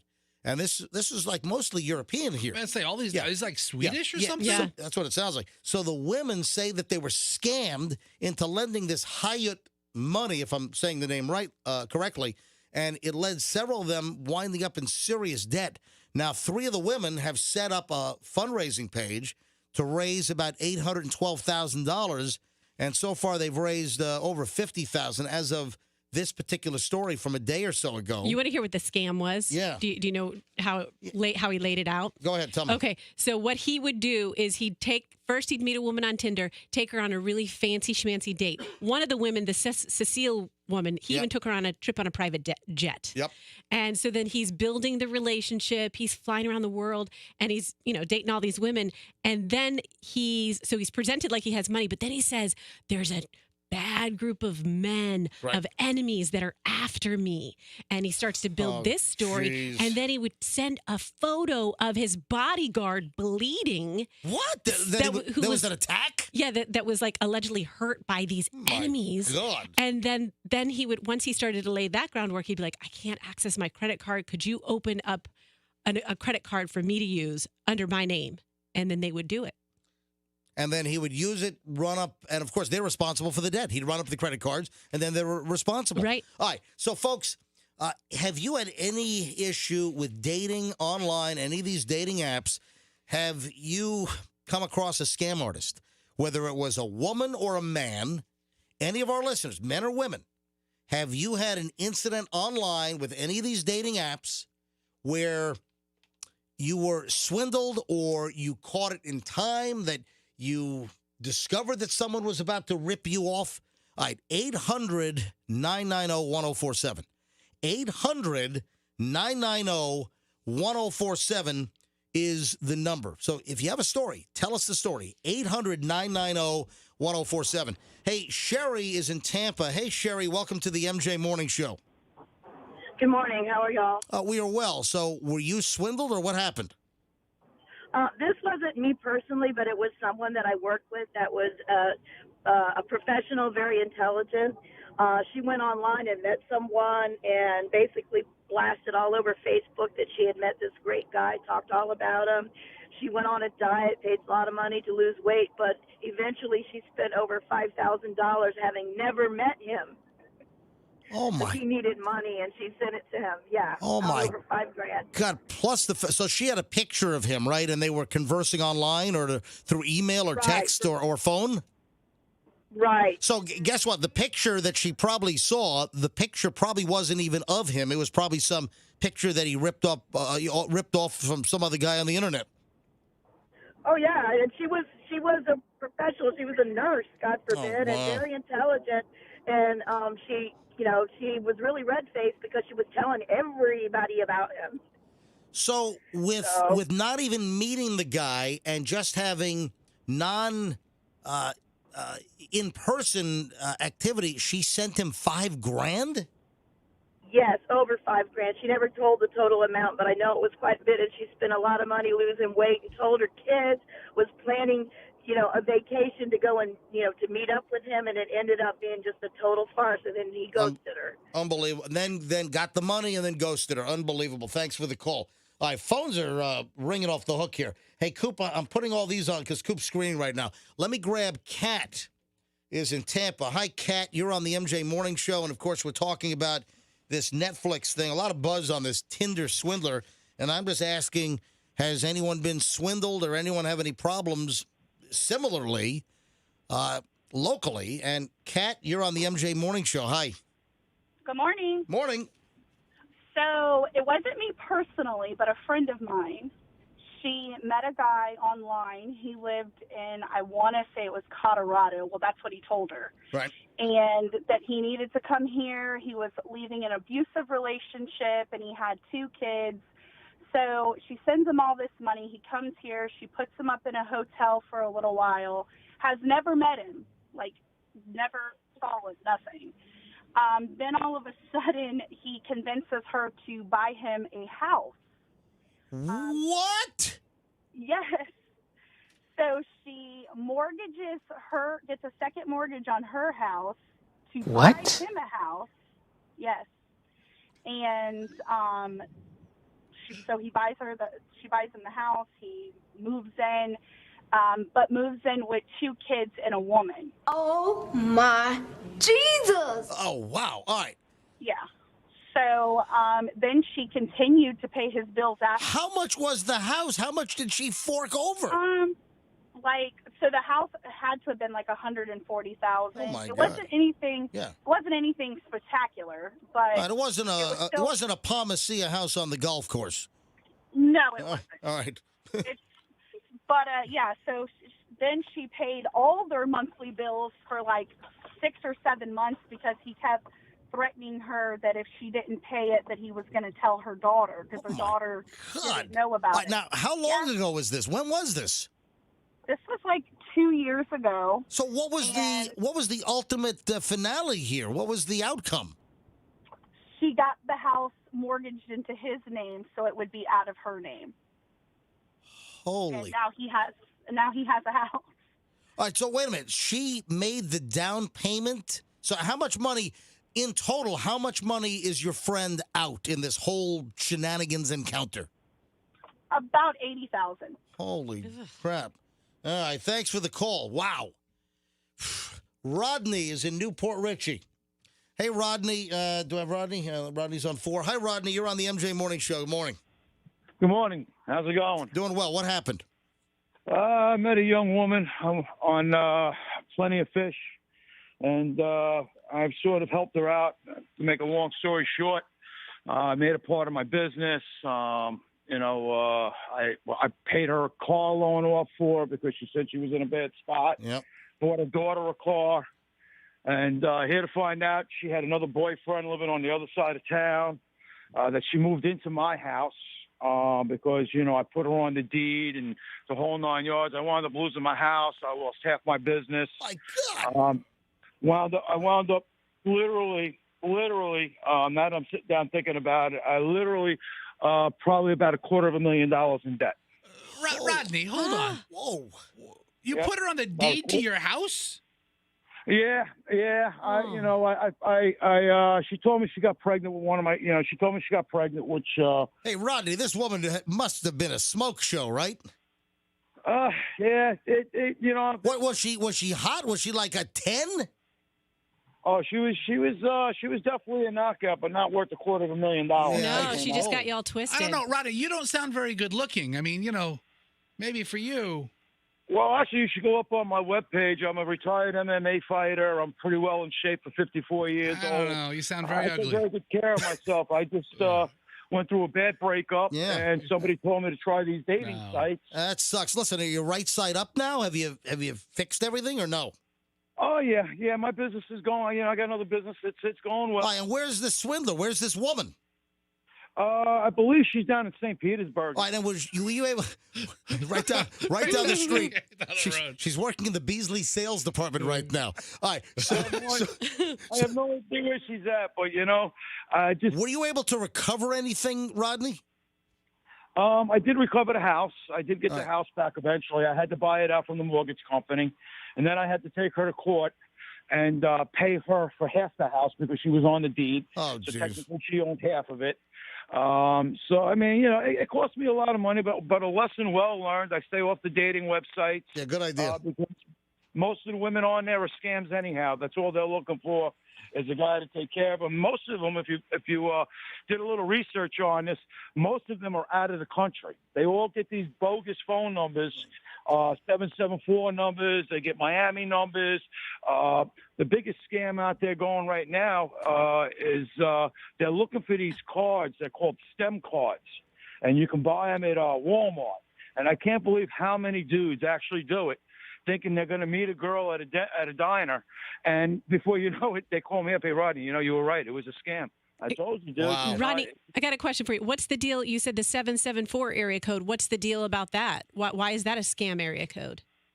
Well, because what it is, a lot of the ones that are doing this are from out of the country.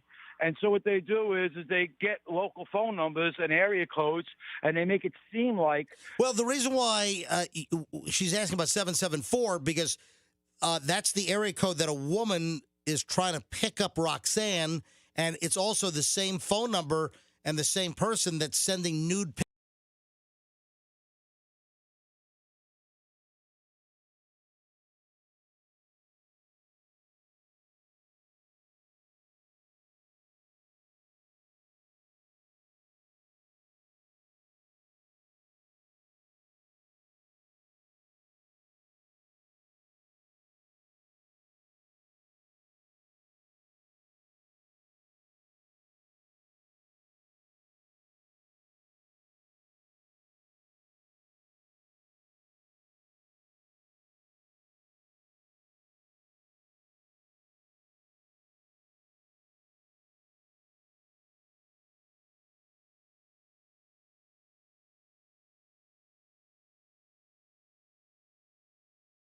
pictures to fester.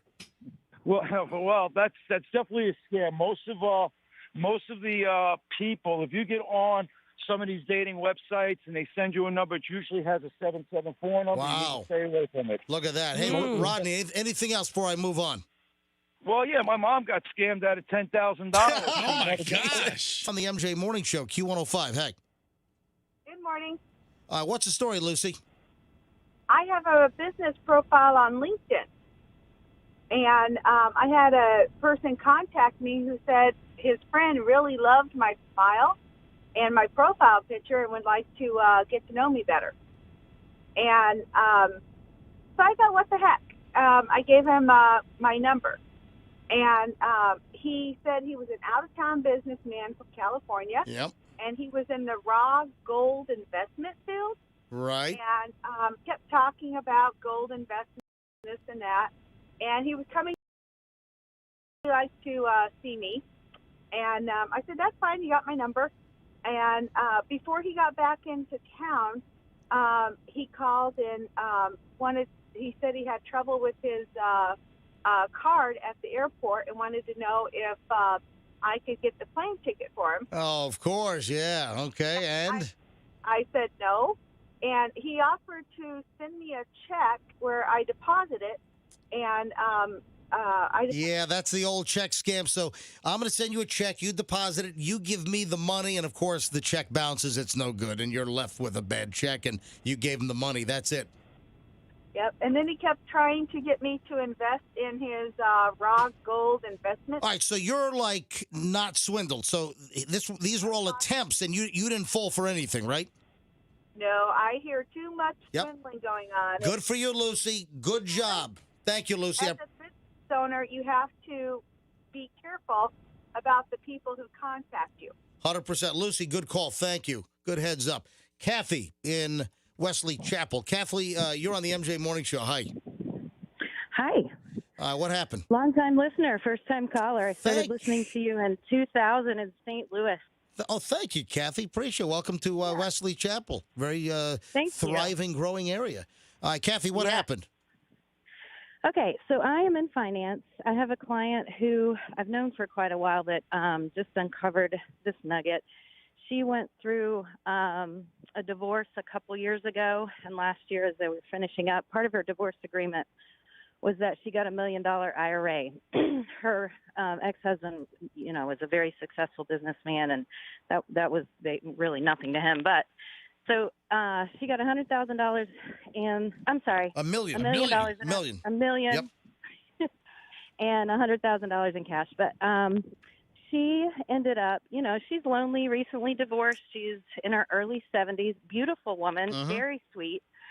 And she met a guy a surgeon, so he says, from Venezuela on Instagram. Oh, jeez. And so they start talking, and he's very sweet. And he says he wants to come visit her. So she gets a call in the middle of the night saying that he's in Atlanta, and he's bringing some of his he's bringing gold bars into the country, but he needs to go through some specific Atlanta customs. Oh, Can great. she send him some money? Yep. And she's like, of course, yeah, I've got this money right here.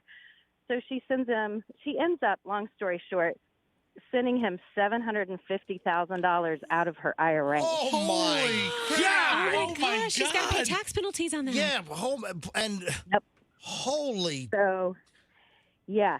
So, Tax penalties, you know, Roxanne? You take money out of Roxanne's your IRA. worried about the tax penalties. Well- Forget the and then principal. she's got to pay all the taxes on that. Well, you got the RMD, the required minimum distribution at a certain age, and then, you got Roxanne, the former accountant here, goes right to tax All right, implications. now, before I move on, Kathy, did she ever recover or totally swindled and out of the money?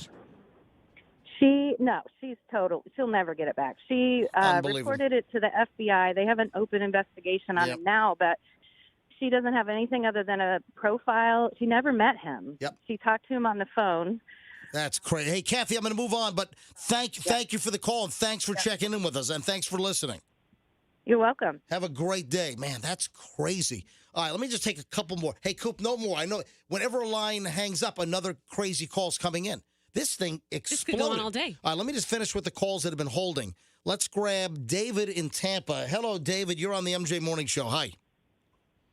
Hey, how are you doing? We're doing well. What happened, David? So real quick, I do cyber for the government. Okay. And what I want to say is that Rodney was 90% correct on everything that he said. What people need to understand, I have seen prostitutes that use dating websites as a way to gin up business.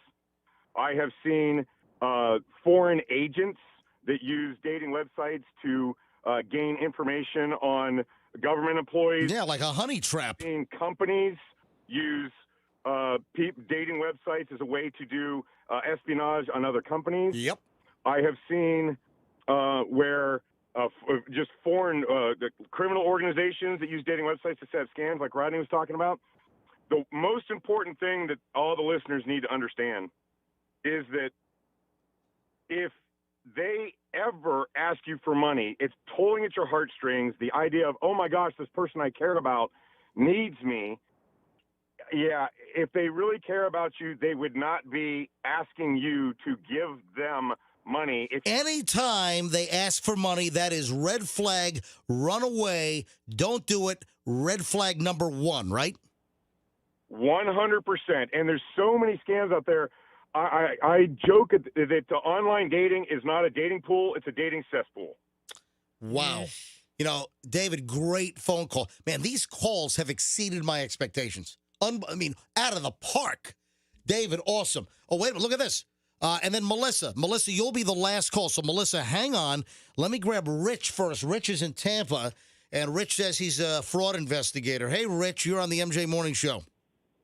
Hey, MJ and crew. Just wanted to phone in and let the listeners know we see this all day, every day in the financial institutions. And the people lie to us. You know, we have the red flags. All the stories that have been told, they've been recycled 1,000 times. We can actually tell people what they're involved in, and they say, yeah, that's my story. And we already know it before because we've heard it 1,000 times. But I've seen people lose millions of dollars in my 20-year career. That sucks. Hey, listen, it even comes down to bank tellers are on alert. When an elderly customer comes in to withdraw money, a lot of the bank tellers are trained to recognize that one of their customers could be subjected to a fraud. Absolutely. From the tellers to the back office staff to the actual person that submit the wires and look at the checks. But they're very sophisticated. The fraudsters tell them exactly what to say and what not to say. And, a lot of times that the people think that we're lying to them. And that's just sad because we're not. We're there to help them. And, we do everything in our power. Yeah, because you know what? People are sucked in by love and loneliness. And, oh, no, that might be the case with others, but not with me, right? You hear that, right? Absolutely. Every single day, multiple times a day. Crazy. Hey, another phenomenal call. Rich, thank you, buddy. I appreciate it. And as promised, final call on this before we move on because we got a lot of stuff to do. We got the drive-through trash man. We got to call Froggy. Froggy's got to take a COVID test. He's not here today. Melissa's in Lakeland. Hey, Melissa, you got the final say on the Tinder Swindler situation here on the MJ Morning Show. Hi. Hey, good morning. Morning. Go ahead. So, good morning. So I was like Lucy from Lakeland. The Lakeland girls don't get swindled, but the stories are hysterical because online dating is just the nightmare of life. So years ago when I divorced, I thought I would go on eHarmony because I thought that was a good one. You have to pay. It's more than just a app on a phone. So you thought it would be like less riffraff and scam artists. Yeah, because it takes a lot of time. Like you Yeah. got to pay, you got to answer a crap load of questions. Yep. So I thought, any man that's going to do that's got to be pretty good, ignorant. Anyway, so I'm on there and there's this gorgeous man. I mean, his profile was amazing. His pictures, he had a ton of them. It wasn't like just one good looking picture. And he just had a ton of pictures. And so he started talking to me and I talked to him. Well, he said that he was over in, he worked on oil rigs, like he was an oil rig guy. And so, he wasn't in the United States right now. So he was, the time difference, we would have to chat. And he gave me the times that he could chat that would match my times. And every single day we met up online and talked, just typed. And he was there every single time. Well, this went on for a couple of weeks. And he was, telling me about his mom, just everything, just chatted about life and work and all that.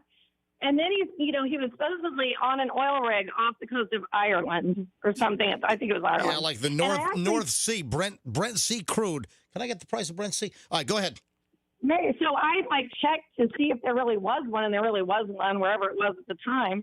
So that kind of matched. I don't know why I checked that because that's kind of weird. But all of a sudden one night he logs on and he is just frantic in his type. He's like, oh my gosh, you'll never believe. And he went on and on and on and on and on with exclamation points and how the oil rig was on fire. And then here's the clincher. My God, that's the movie with Wahlberg. Yeah. Oh, yeah. Go ahead. He goes, I need you to send me $1,000. Oh, while the oil rig is on fire. He goes, our oil rig is on fire and I need your help. I need you to wire me $1,000. You can wire it to my brother in Ohio. Okay. I went, ding. I was like, oh my, all my. All right, so how long did you get roped in? Like, how long was the setup to try to, gain your confidence? And of course, a con man is short for confidence man. And how long did he build you up? About 3 or 4 weeks. Oh, wow. That's But nothing gross. He was never gross. We didn't say, oh, I wasn't all falling in love. You know what I mean? I just thought he was. Yep.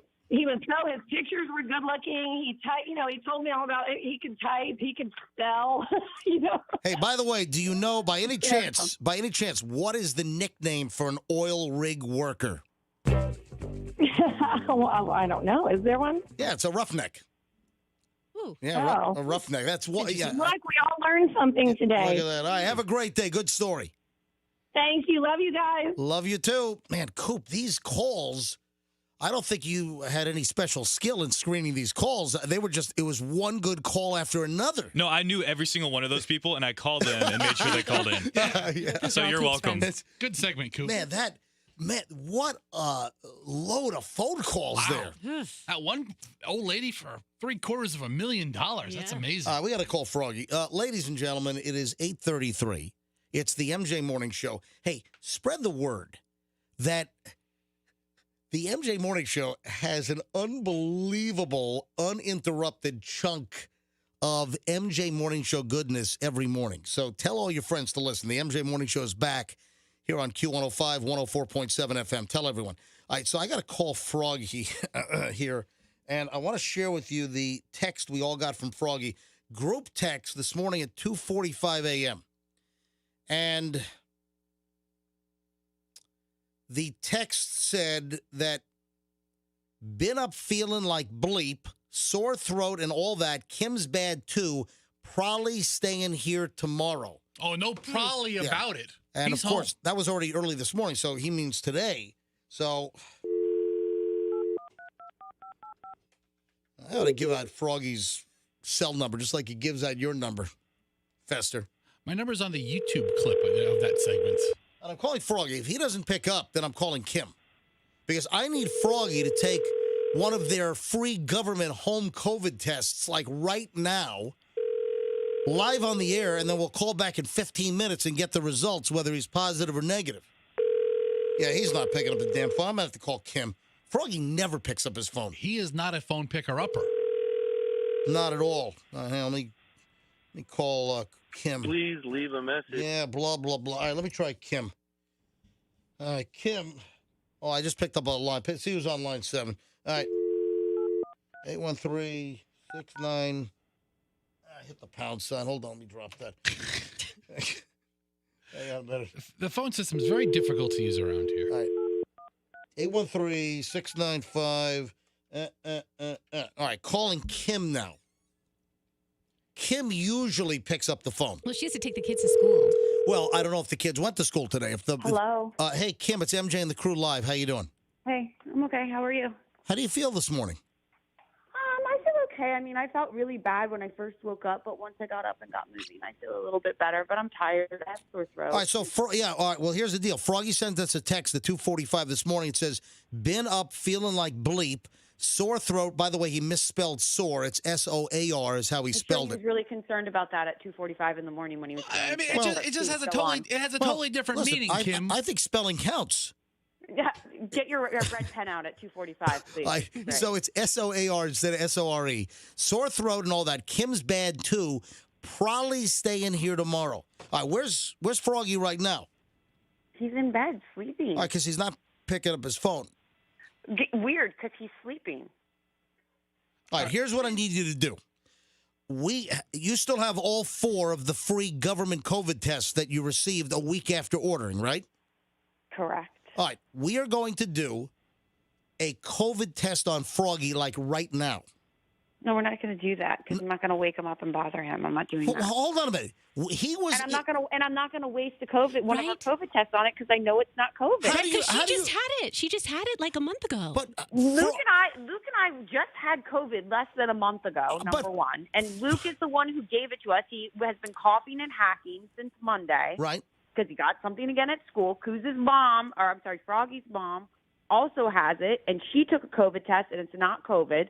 So I'm not going to waste one of my tests when I know it's not COVID. But we don't know that, and Froggy was 3 feet away from my face yesterday here in the studio. Then drop off one of your COVID tests. Oh, so you want me to use one of my COVID tests? You're not going to use one of your COVID tests. Correct. Man, you are such a hard ass. Kim, you guys don't have strep throat, do you? Because some texters said a lot of strep throat is going around. Oh, I don't know. I've never had strep throat before, but I mean, like, I took like some Dayquil this morning, and I feel better. Right? You know, when you like lay down and you allow yourself to feel like you start to feel really bad. Now that I'm up and moving around, I feel better. Yeah, I wish Froggy would have felt that way at 5:30. All right, so you're refusing to use one of your free government COVID tests to make sure Froggy doesn't have COVID and didn't expose it to us in this room yesterday? Right this moment, yes. Well, how about 5 minutes from now? How about in 10 minutes? I don't know. It depends on when Froggy wakes up and I talk to him and we talk about how he feels. But I'm not going to bother him when he's been up all night. Well, I think that the health and safety of me and Roxanne and Coop and Fester, I think it's paramount. Okay, well, if you feel that strongly about it, then feel free to drop off one of your COVID tests after the show and we'll take one. All right, Kim, I'll talk to you later. Okay, bye. Bye, Kim. She's such a ball buster. Well, I do understand she did have COVID herself, so she would know what it feels like. You can't use that as a guidepost. What if it feels different to different people? Who knows? All right, Fester. Yes. See, I'm coughing. Oh, great. Yeah, that's a sympathetic cough. Yeah, it's psychosomatic. You think it's psychosomatic? All right, Fester, you finally did it. How long was I asking you to do drive-through trash man? 4 or 5 months. All right, Coop, do you have the audio ready to go in there? Yeah, I'll pull it up. Is the video on YouTube yet? Did Buck put it on YouTube? It's on YouTube. Is it on the MJMorningshow.com as well? I'll make it live now if now's the reveal. Coop, what did you think of the premiere episode of Drive-Through Trash Man? What do you think? I thought it was a good pilot episode. All right, now. I want a full season order. All right. Did I laugh? Yes. Was I a little disappointed in Fester's collection of the trash that you tried to get the people to take? Yes, as well. What? I did laugh, but I'm like, you know what? For the pilot episode coming out of the chute, why didn't you take my advice on some of the things the drive-through trash man needed to give to the drive-through worker? Okay, there's several schools of thought on this. No. One is to actually get people to take things. The only school of thought is make it as funny as possible. The comedy is them taking the things. All right, here's the deal, folks. What is drive-through trash man? It is a video bit concept that I had, all original, and Fester drives up to a drive-through window at a fast food restaurant, he goes to the speaker. First, he places the order. Then when he drives up to collect his order, pay and collect the order, then he says, hey, can you throw something away for me? And then Fester, from his car, retrieves the most ridiculous items to pass through his car window to the fast food worker in the drive-through window and see if they'll actually take it.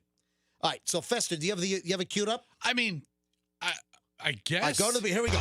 Listen. The MJ Morning Show's back Hey, on I'm Q105. Fester from the Here we MJ go. Morning Show, and today we're going to go through drive-through restaurants, and we're going to see if they're going to throw away our trash.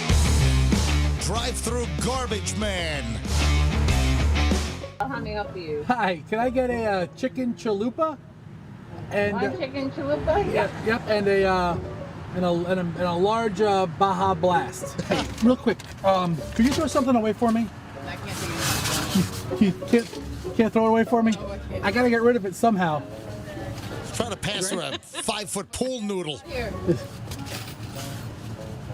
All right, so she wouldn't take it. Can't take it at all? No, sorry. Then it gets the change. All right, you too. Gotta Can I get a Big Bacon Classic? All right, big brother. Hey, can you do me a favor? Can you throw something away for me? I appreciate it. Just take it right in there. I appreciate you, brother. Thank you. Hey, he took it. All right, Did he stop. call you big bro? All right, stop it. All right, so was that Wendy's? That was Wendy's. The Baconator, was that it? The Big Bacon Classic. Oh, I forget what. Whoever this guy is who works at Wendy's is awesome, and I want to be friends with him in real life. So the guy at the Wendy's window took the blue pool noodle that the Taco Bell lady wouldn't take. Now he was a larger guy too, and we had fat man respect. And you can we hear heard that. Yeah, We you heard can hear that. that. Yeah. Oh yeah, it was oozing. All right, Favor, can you throw something away here we for go. me? I appreciate it. Just take it right in there. All right, so Appreciate here, you, brother. Thank you. Next one. All right. And that was a winner right there. That was awesome. Can I get a classic beef and cheddar and large curly fry? That's Arby's. Can you throw this away for me? Oh, I'm sorry. Thanks, man. I appreciate it. Thanks. All right, all right, stop. All right, trying to hand the guy like a 25-foot extension cord, Yeah. and the guy said no. No, not He happening. shut me down pretty quick. Yeah, he did. But then I noticed something very interesting. Okay, go ahead. You know, the curly fries look just like the extension cord. It's really uncanny. All right, so then it continues, and then there are other items, folks, that Fester tries to pawn off. Next lady said no, but then another guy said yes. It was a keyboard, a computer keyboard with a dangling wire. All right, now, Fester. Okay, all right. Maiden voyage, okay. Why didn't you run the list of things by me? We weren't communicating well on Monday. Monday wasn't a good MJ Fester communication. Oh, really? Okay. We have our good days and bad days, and I was like, I don't need to talk to this Fester, guy again. I want to do this again. Yes. I have a list. All right, hold on. The Maiden Voyage is available. If you go to mjmorningshow.com, go watch. Did I give you Drive-Through Trash Man or Drive-Through Garbage Man? What was the original name that I came up with? Do you remember? I think it was Drive-Through Window Man at one point. There's a lot of different names. No. There was always trash and garbage involved. It's been, I think we went with Drive-Through Garbage Man. All right, so Drive-Through Garbage Man. That's the name. All right, that's fine. So if you want to see the Maiden Voyage, Fester trying to see if the drive-through window fast food worker will take the trash, the Maiden Voyage is up at mjmorningshow.com. That's mjmorningshow.com. Take a look at the video. Now, I'm going to tell you right now that I am ready to debut number 2 next week. And I am going, now don't give me the, I got a tire rotation on Monday. Yeah, okay, great. All right, so next week we need to shoot a new one, and I am going to provide you with the list of things that I want you to try to pass through. All right? Rox, do you also have some items? I have a list. I have 4 items. Like what? Okay, well, first thing is a shark head.